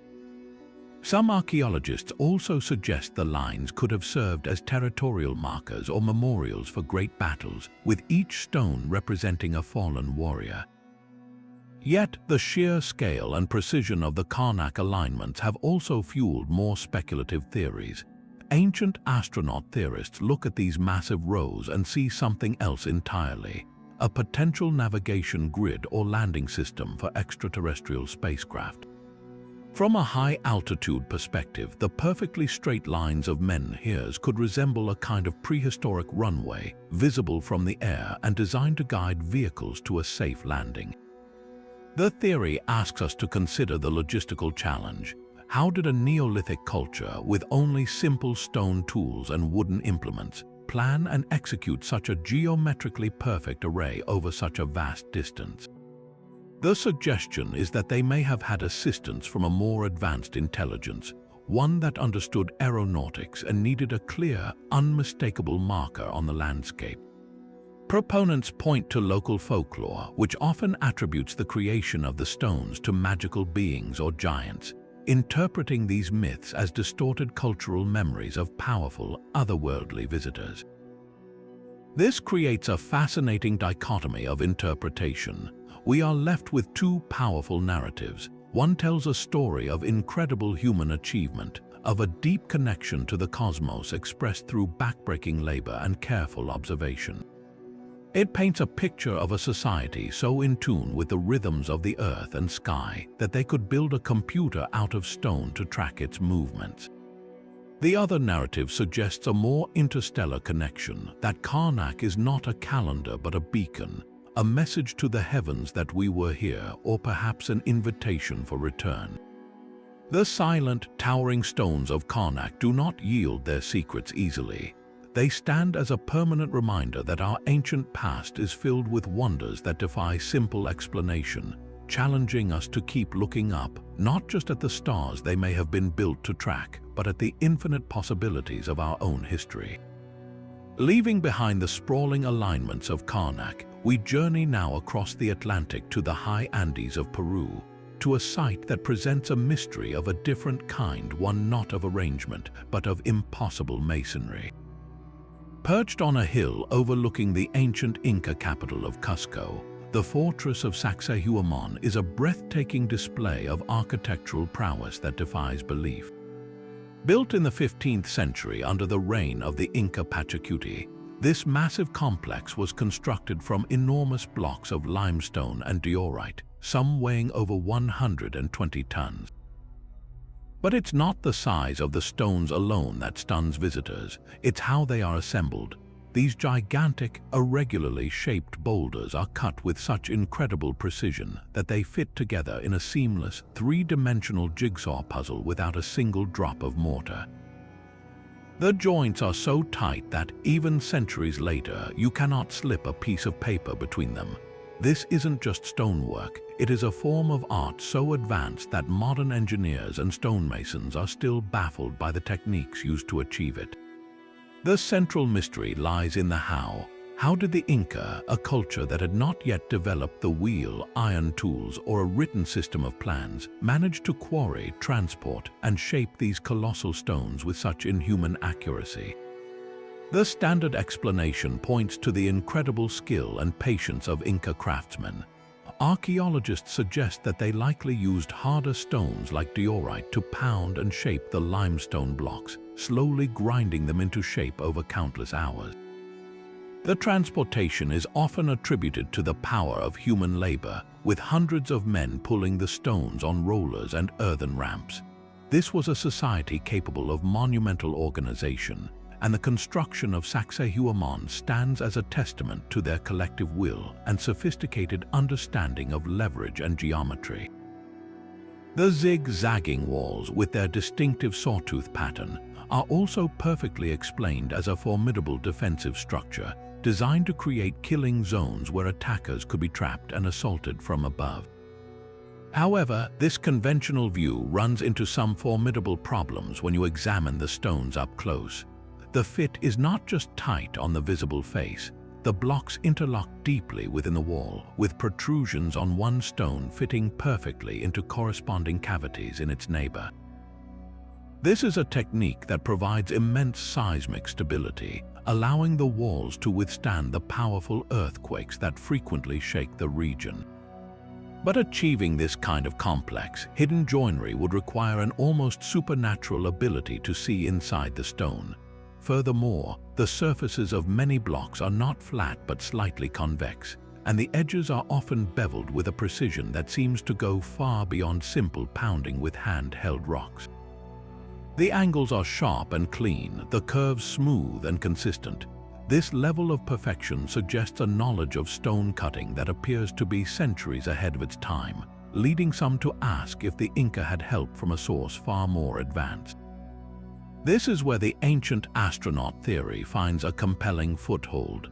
Proponents of this view argue that the stonework at Sacsayhuaman is simply too perfect to be the product of Bronze Age technology.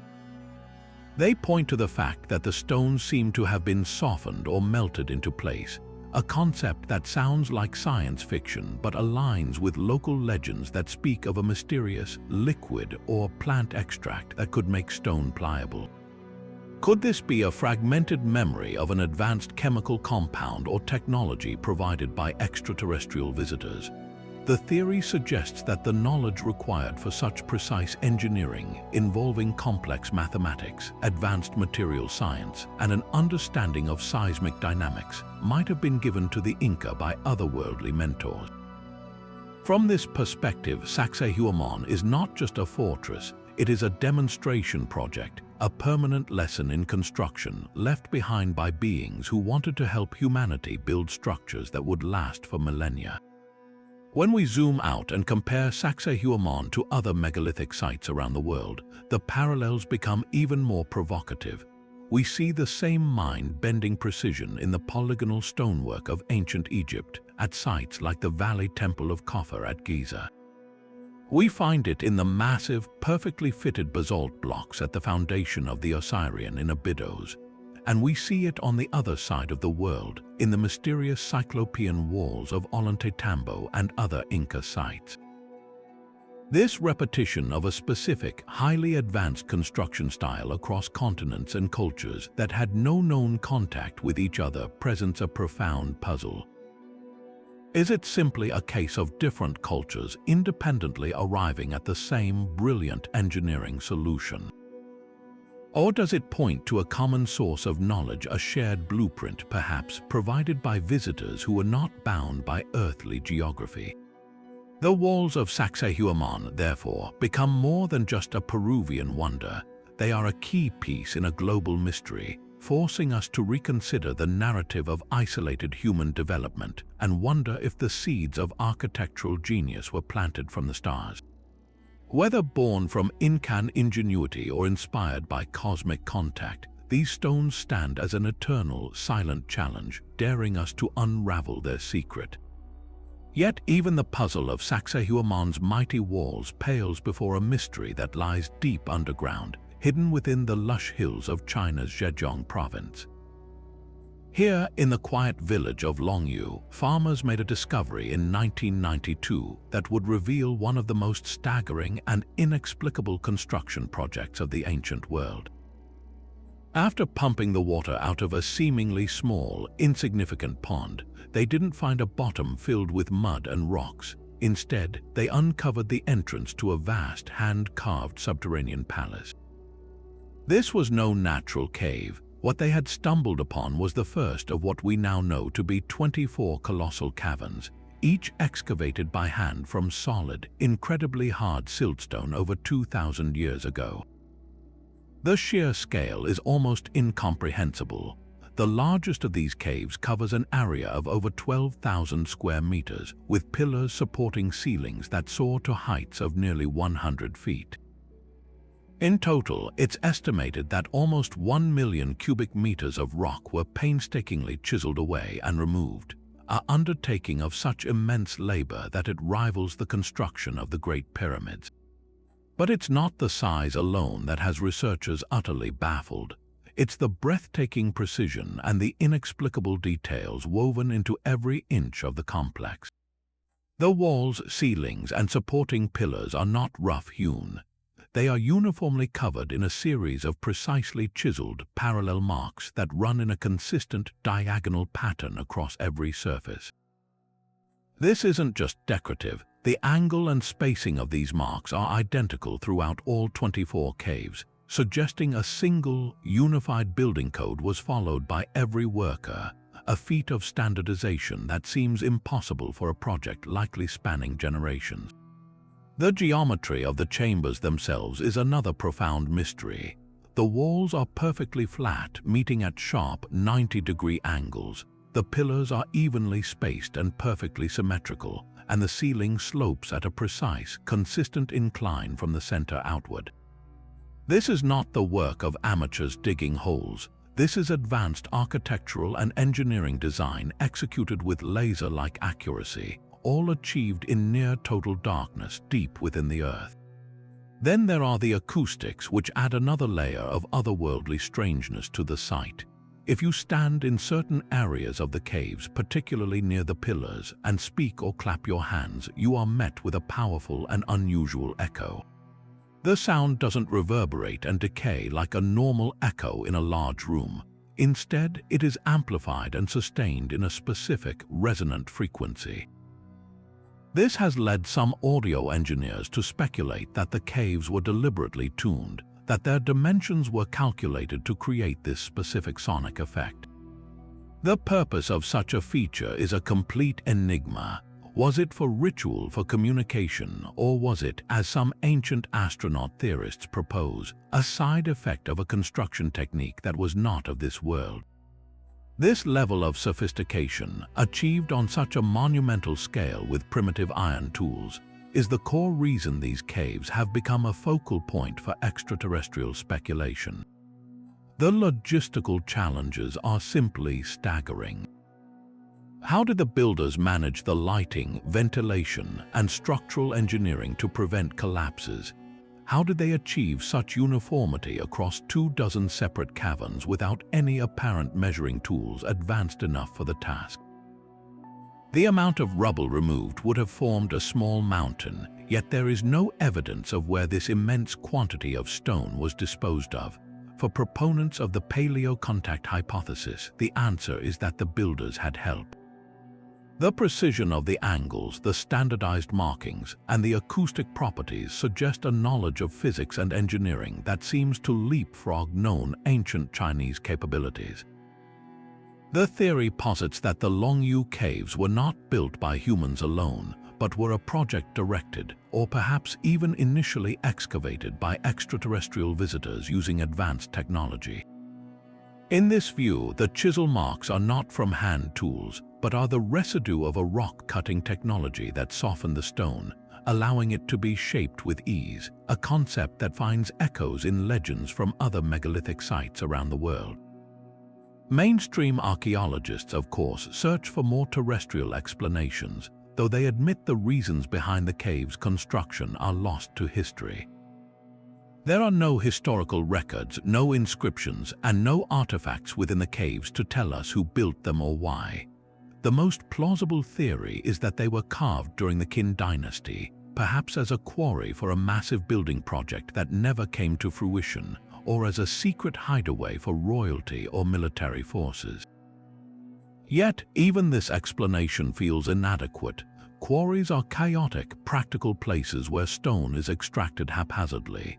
The Dogū caves are the opposite. They are finished, polished, and meticulously designed interior spaces.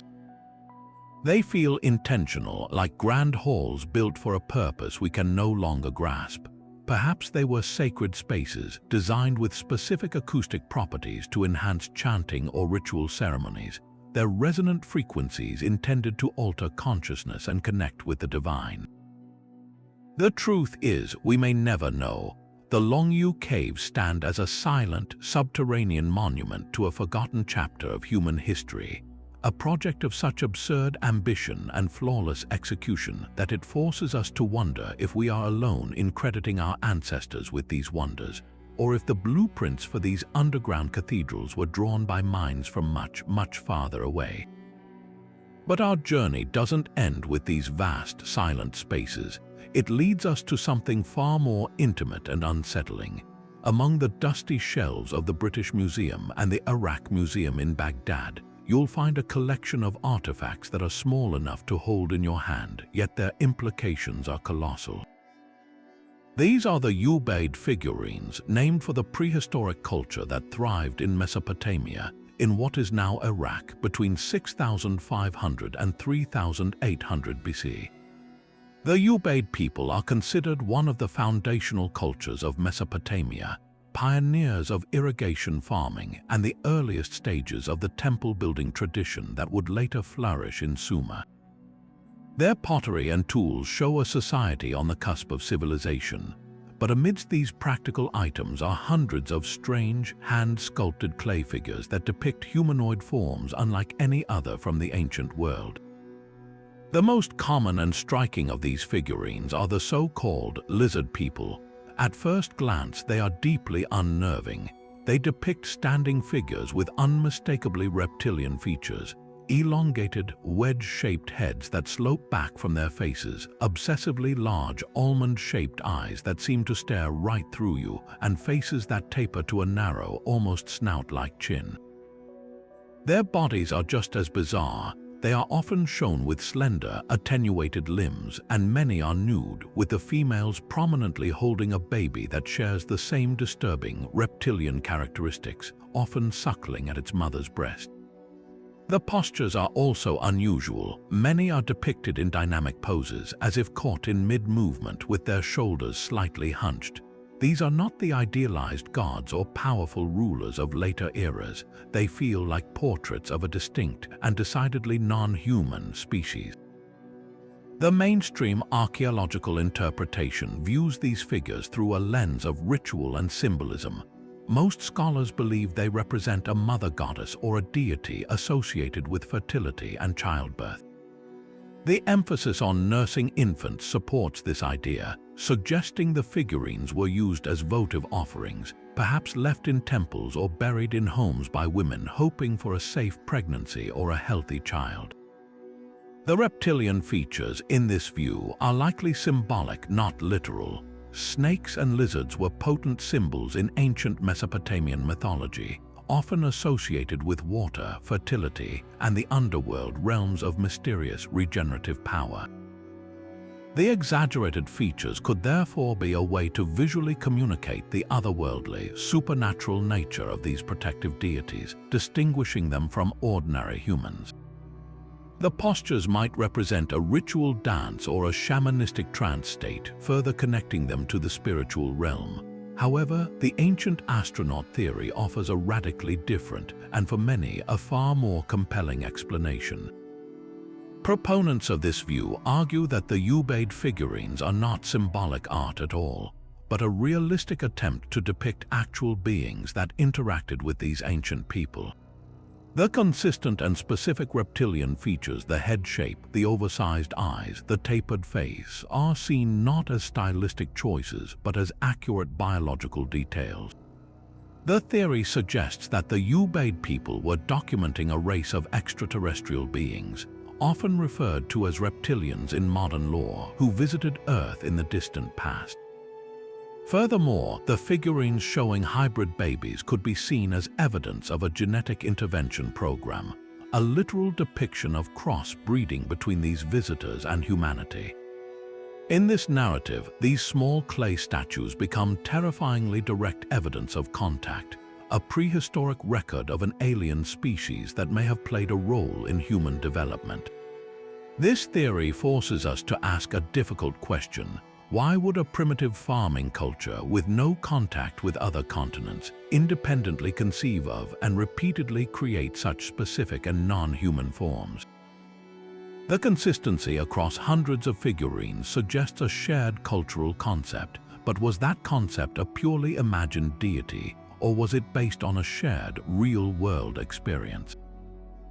The unearthed period was a time of immense change and development, and the ancient astronaut hypothesis posits that this leap forward might not have been entirely organic. Could the knowledge of irrigation, architecture, and social organization have been imparted by these enigmatic figures? The artifacts themselves offer no written explanation, leaving us to choose between two vastly different realities.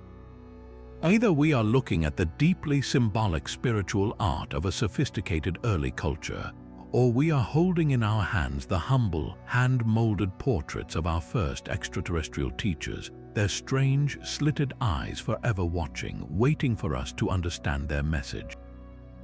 High in the Andes of Colombia, a different kind of ancient mystery was unearthed, not carved in stone or painted on cave walls, but crafted in shimmering gold. Here, the skilled metalworkers of the Ptolemaic culture, who flourished around 1000 CE, created a vast collection of intricate votive figurines.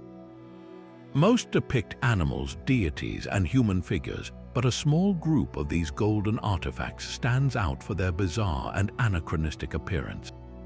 These are the so-called Ptolemaic fighter jets, and to the modern eye, they look less like sacred offerings and more like detailed models of supersonic aircraft.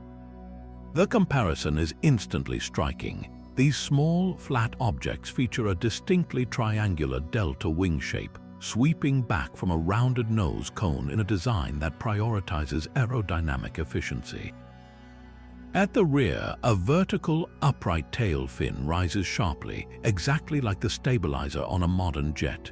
Some versions even appear to have a second, smaller set of wings or canards near the front, and a few are depicted with what looks like a cockpit canopy or a raised ridge along the spine. When you place one of these golden artifacts next to a schematic of an advanced aircraft like the American Space Shuttle or a French Dassault Mirage fighter, the visual parallels are so uncanny they feel deliberate. It's as if an ancient artist was trying to faithfully record the precise geometry of a machine they had seen slicing through the skies. Mainstream archaeology, however, offers a far more terrestrial and zoological explanation. Experts point out that the Ptolemaic region is rich in insect and animal life, and they identify these figurines as highly stylized representations of local fauna. The most common interpretation is that they depict stingless bees, a common insect in the region that holds cultural significance. The delta wings are seen as the bee's own wings, swept back in a stylized manner.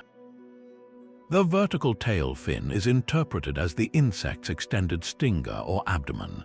Another theory suggests they represent birds like the bar-winged wood quail or even manta rays, whose flat, winged bodies could easily be abstracted into this distinctive shape.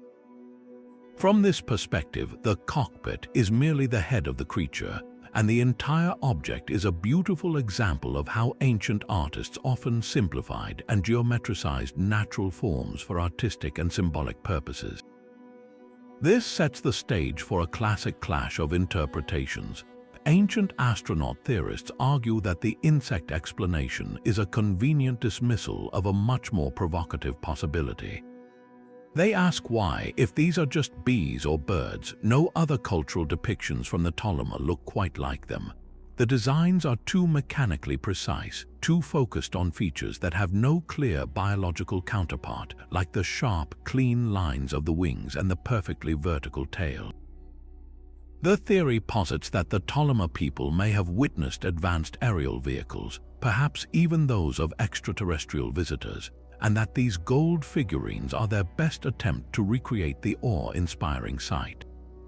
In this view, the artists weren't simplifying nature, they were painstakingly replicating technology, using the precious materials and artistic conventions they had available. The objects are not meant to be literal blueprints, but commemorative models, a way to capture and honor a profound encounter with the unbelievable. The debate ultimately hinges on perception and context. Are we seeing a biological form through a technological lens, or are we recognizing a technological form that was recorded in an ancient artistic style? The truth is that both interpretations require a leap of faith. One must accept that a culture could create such a specific and consistent abstraction of a common insect. The other must accept that an advanced aircraft would be recorded in a medium typically reserved for animals and gods. The Ptolemy jets occupy a fascinating space in the search for ancient alien clues because they are not grand monuments or mysterious caves. They are small, personal objects, yet they carry a visual punch that transcends their size. They challenge us to consider whether our modern world of flight and engineering might have a much older, much more mysterious precedent. Its form preserved not in hangars or manuals, but in the enduring, sacred glow of gold. Traveling now from the golden artifacts of Colombia to the sun-baked sands of Egypt, we find ourselves standing before another enigma carved not in metal but in stone. Deep within the crypts of the Hathor Temple at Dendera, a site dedicated to the goddess of joy, love, and motherhood, there is a series of reliefs that seem to depict a technology that is utterly, bewilderingly out of place. These carvings, dated to around 50 BC during the Ptolemaic period, show scenes that have become the centerpiece of one of the most provocative theories in alternative history. The images feature priests attending to large, oblong objects that are strikingly reminiscent of modern incandescent light bulbs. Each of these bulbs is encased in what appears to be a transparent glass tube, which is nestled firmly into a solid base.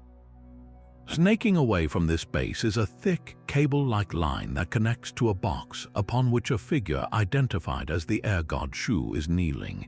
Inside the bulbous chamber, a snake-like form stretches the entire length of the tube, its head pointed toward one end. To any modern observer, the entire assembly looks unmistakably like a giant light bulb. The glass enclosure is there, the filament is represented by the serpent, and the power cable runs directly to a power source or battery, which is being guarded by a protective deity. The immediate, jaw-dropping implication is that ancient Egyptians may have possessed, or at least understood, the principles of electric lighting. This interpretation forms the core of the so-called Dendera light bulb theory.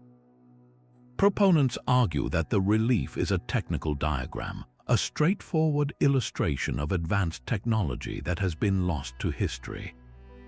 They suggest that the snake represents the filament glowing with electric current, while the cable and box represent an ancient power supply, perhaps a form of the Baghdad battery we discussed earlier, connected in a series to achieve the necessary voltage. The fact that these images are found in a secluded, subterranean crypt, a place where no natural light would ever penetrate, lends further credence to the idea. How did the artists and priests work in these deep, windowless chambers? The conventional explanation is with the use of mirrors to reflect sunlight deep into the temple corridors, or with the endless smoke and soot of torches and oil lamps. But the ancient astronaut theory proposes a more elegant solution. They used electric lights.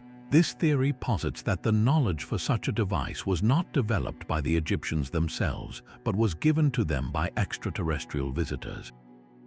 The reliefs in this view are not symbolic mythology but a form of instructional manual, a record of advanced technology provided by otherworldly beings to aid human civilization. However, Egyptologists and mainstream historians offer a radically different and deeply symbolic interpretation of these same carvings.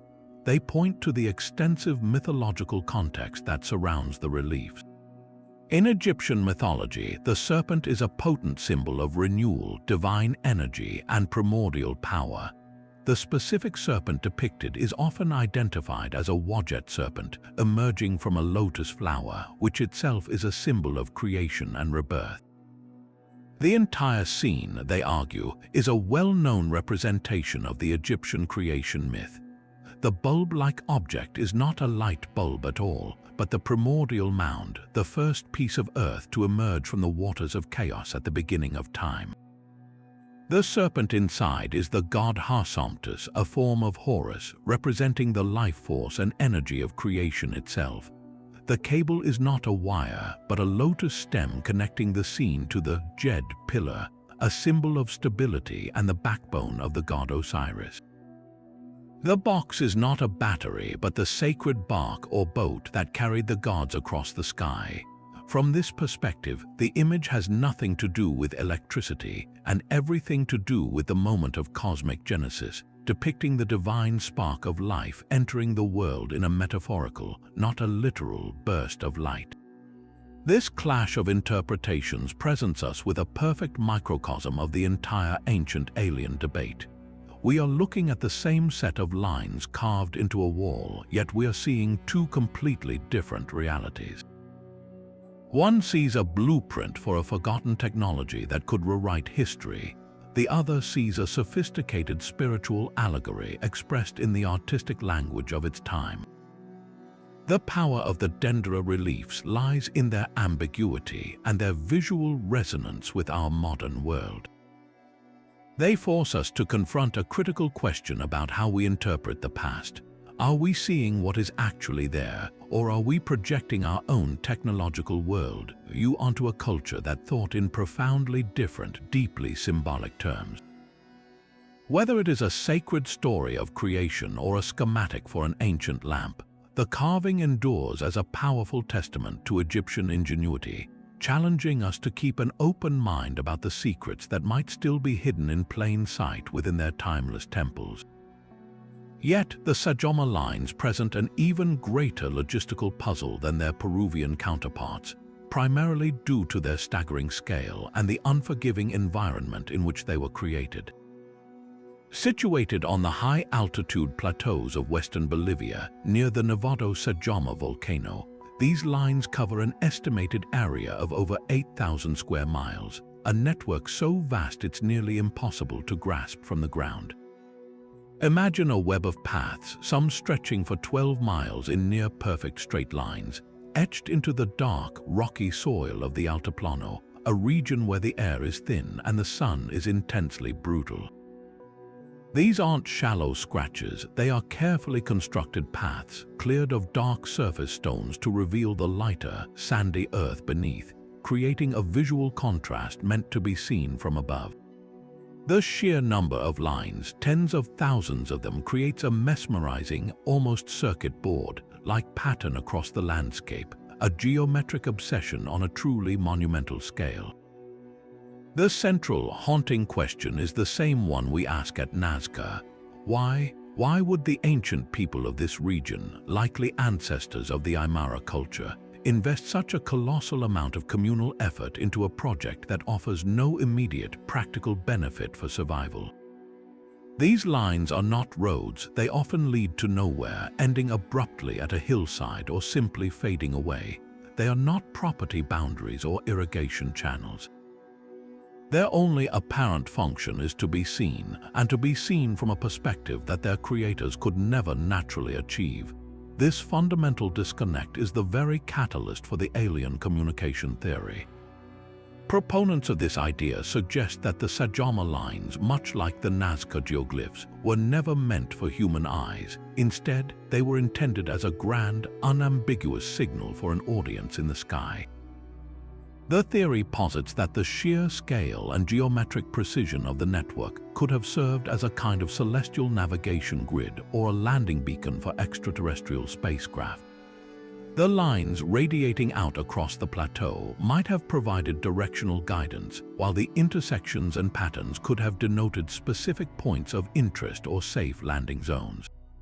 In this narrative, the entire Altiplano becomes a giant message board, a permanent "we are here" etched into the very skin of the Earth, meant for any advanced beings traversing the cosmos. Of course, archaeologists and anthropologists offer compelling terrestrial explanations rooted in the spiritual and social world of the Andean people.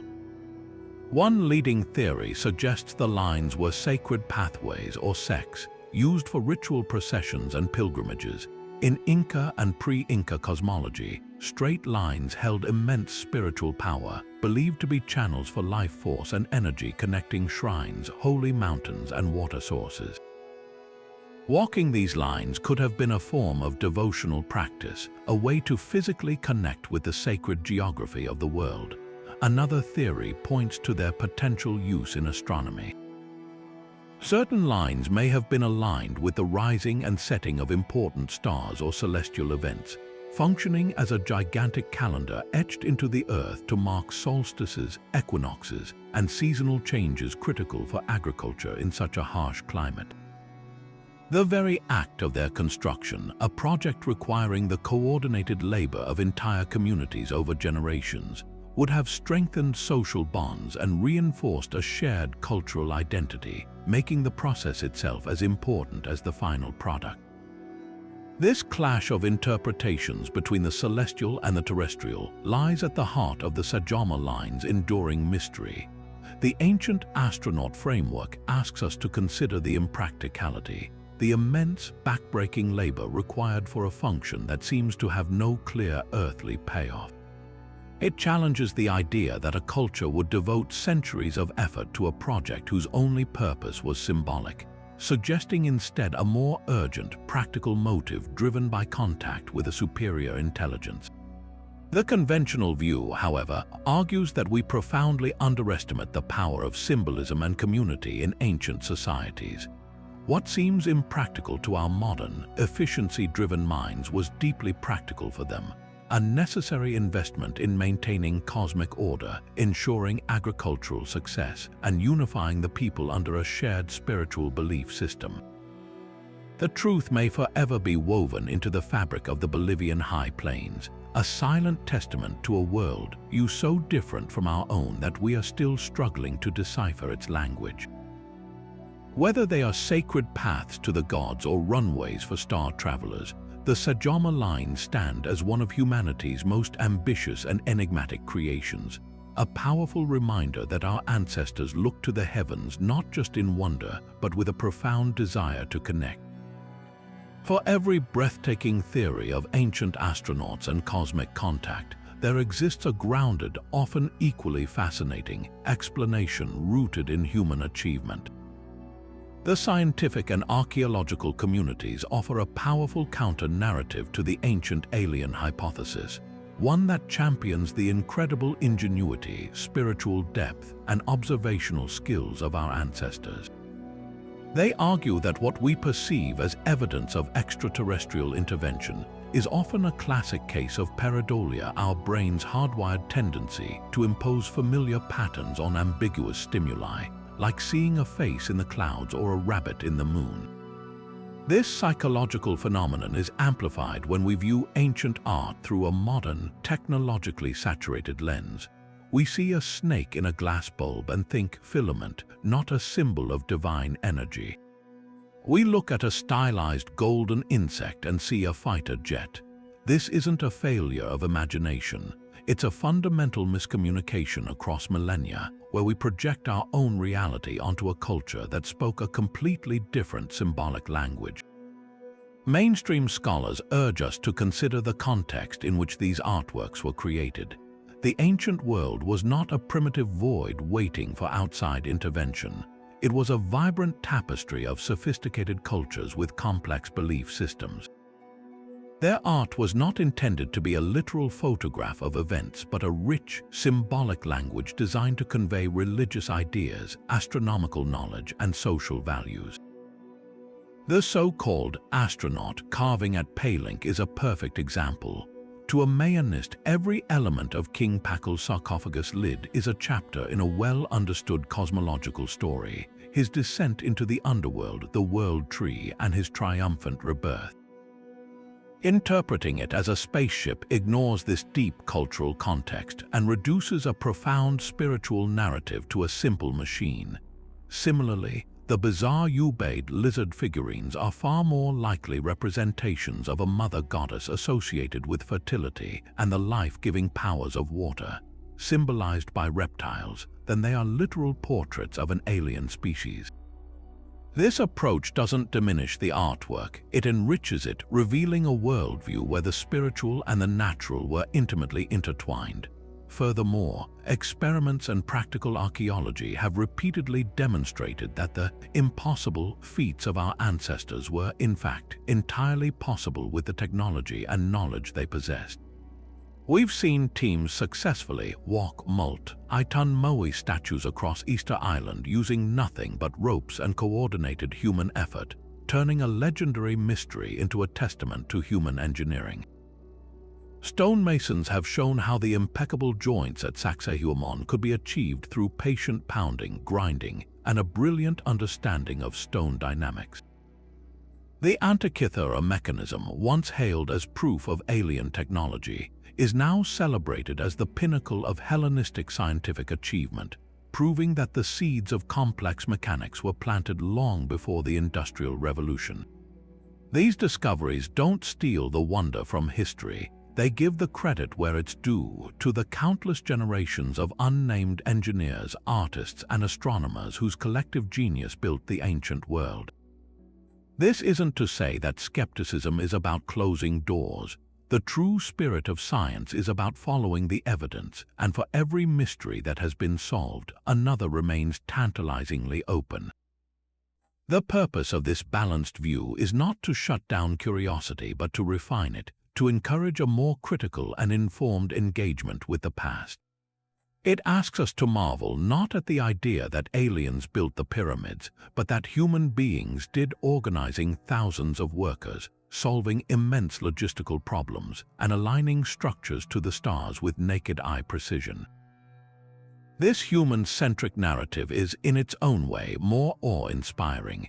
It tells a story of our species' relentless drive to understand the universe, to create beauty, to reach for the heavens, and to leave a mark that would endure long after they were gone, all with nothing but their intellect, their hands, and their indomitable will.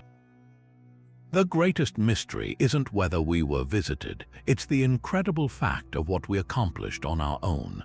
So where does this leave us after our journey from the Peruvian deserts to the Mesopotamian plains, from the deepest caves in China to the highest temples in Egypt? We are left with a gallery of mysteries, a collection of artifacts and artworks that refuse to offer easy answers. The Nazca Lines, sprawling and unviewable from the ground, challenge our understanding of ancient purpose. The sarcophagus lid of King Pakal looks, to a modern eye, unnervingly like a man operating complex machinery. The Antikythera mechanism stands as a shattered monument to a technological sophistication we never knew existed, while the featureless, towering round heads of Tassili Enaja silently defy any simple explanation. Each of these pieces, and dozens more, form a mosaic of questions that have captivated millions, not because they provide proof, but because they ignite a profound and enduring sense of wonder. This enduring allure speaks to something deep within the human spirit, a fundamental desire to find patterns, to seek answers, and to wonder if our story is grander than we've been told. These theories captivate us because they offer a narrative of connection, a vision of a cosmos that is not cold and empty but alive with possibility. They transform our ancient ancestors from isolated cultures struggling for survival into potential participants in a vast interstellar drama. This isn't just about aliens, it's about us. It's about our need to explain the unexplained, to fill the gaps in our history with stories that resonate with our modern technological worldview. When we look at a carving and see a helicopter, or at a figurine and see a spacesuit, we are grappling with the past using the only language we truly know, the language of our own time. Yet, the true value of this ongoing debate may not be in finding a definitive answer, but in the questions themselves. These enigmatic artworks force us to re-examine the capabilities of ancient civilizations, to credit them with far more ingenuity and astronomical knowledge than we often do. They push archaeologists and historians to dig deeper, to experiment, and to continually refine our understanding of human history. Whether you ultimately side with the scientific explanations of human achievement or remain open to the more speculative possibilities, the conversation itself enriches our appreciation for the past. It reminds us that history is not a closed book but a living, breathing field of study where a single new discovery, see and Chinese letter, everything we thought we knew. As we wrap up this exploration, the most important takeaway is to cultivate a sense of open-minded curiosity. Whether you view these artifacts as proof of paleocontact or as magnificent testaments to human genius alone, let them inspire you to look closer, to read more, and to question the standard narratives. The search for truth is never a straight line. It's a winding path filled with false leads, brilliant insights, and mysteries that may never be fully solved. And that's what makes it so thrilling. We want to hear your perspective on this grand puzzle. After seeing the evidence, where do you stand? Do you believe these ancient masterpieces hold hidden clues to extraterrestrial visitors, or are they powerful symbols of humanity's own incredible and untapped potential? Share your thoughts in the comments below, and let's continue this fascinating conversation together. The greatest mystery of all remains unsolved, and perhaps it's the quest for answers, not the answers themselves, that truly defines us.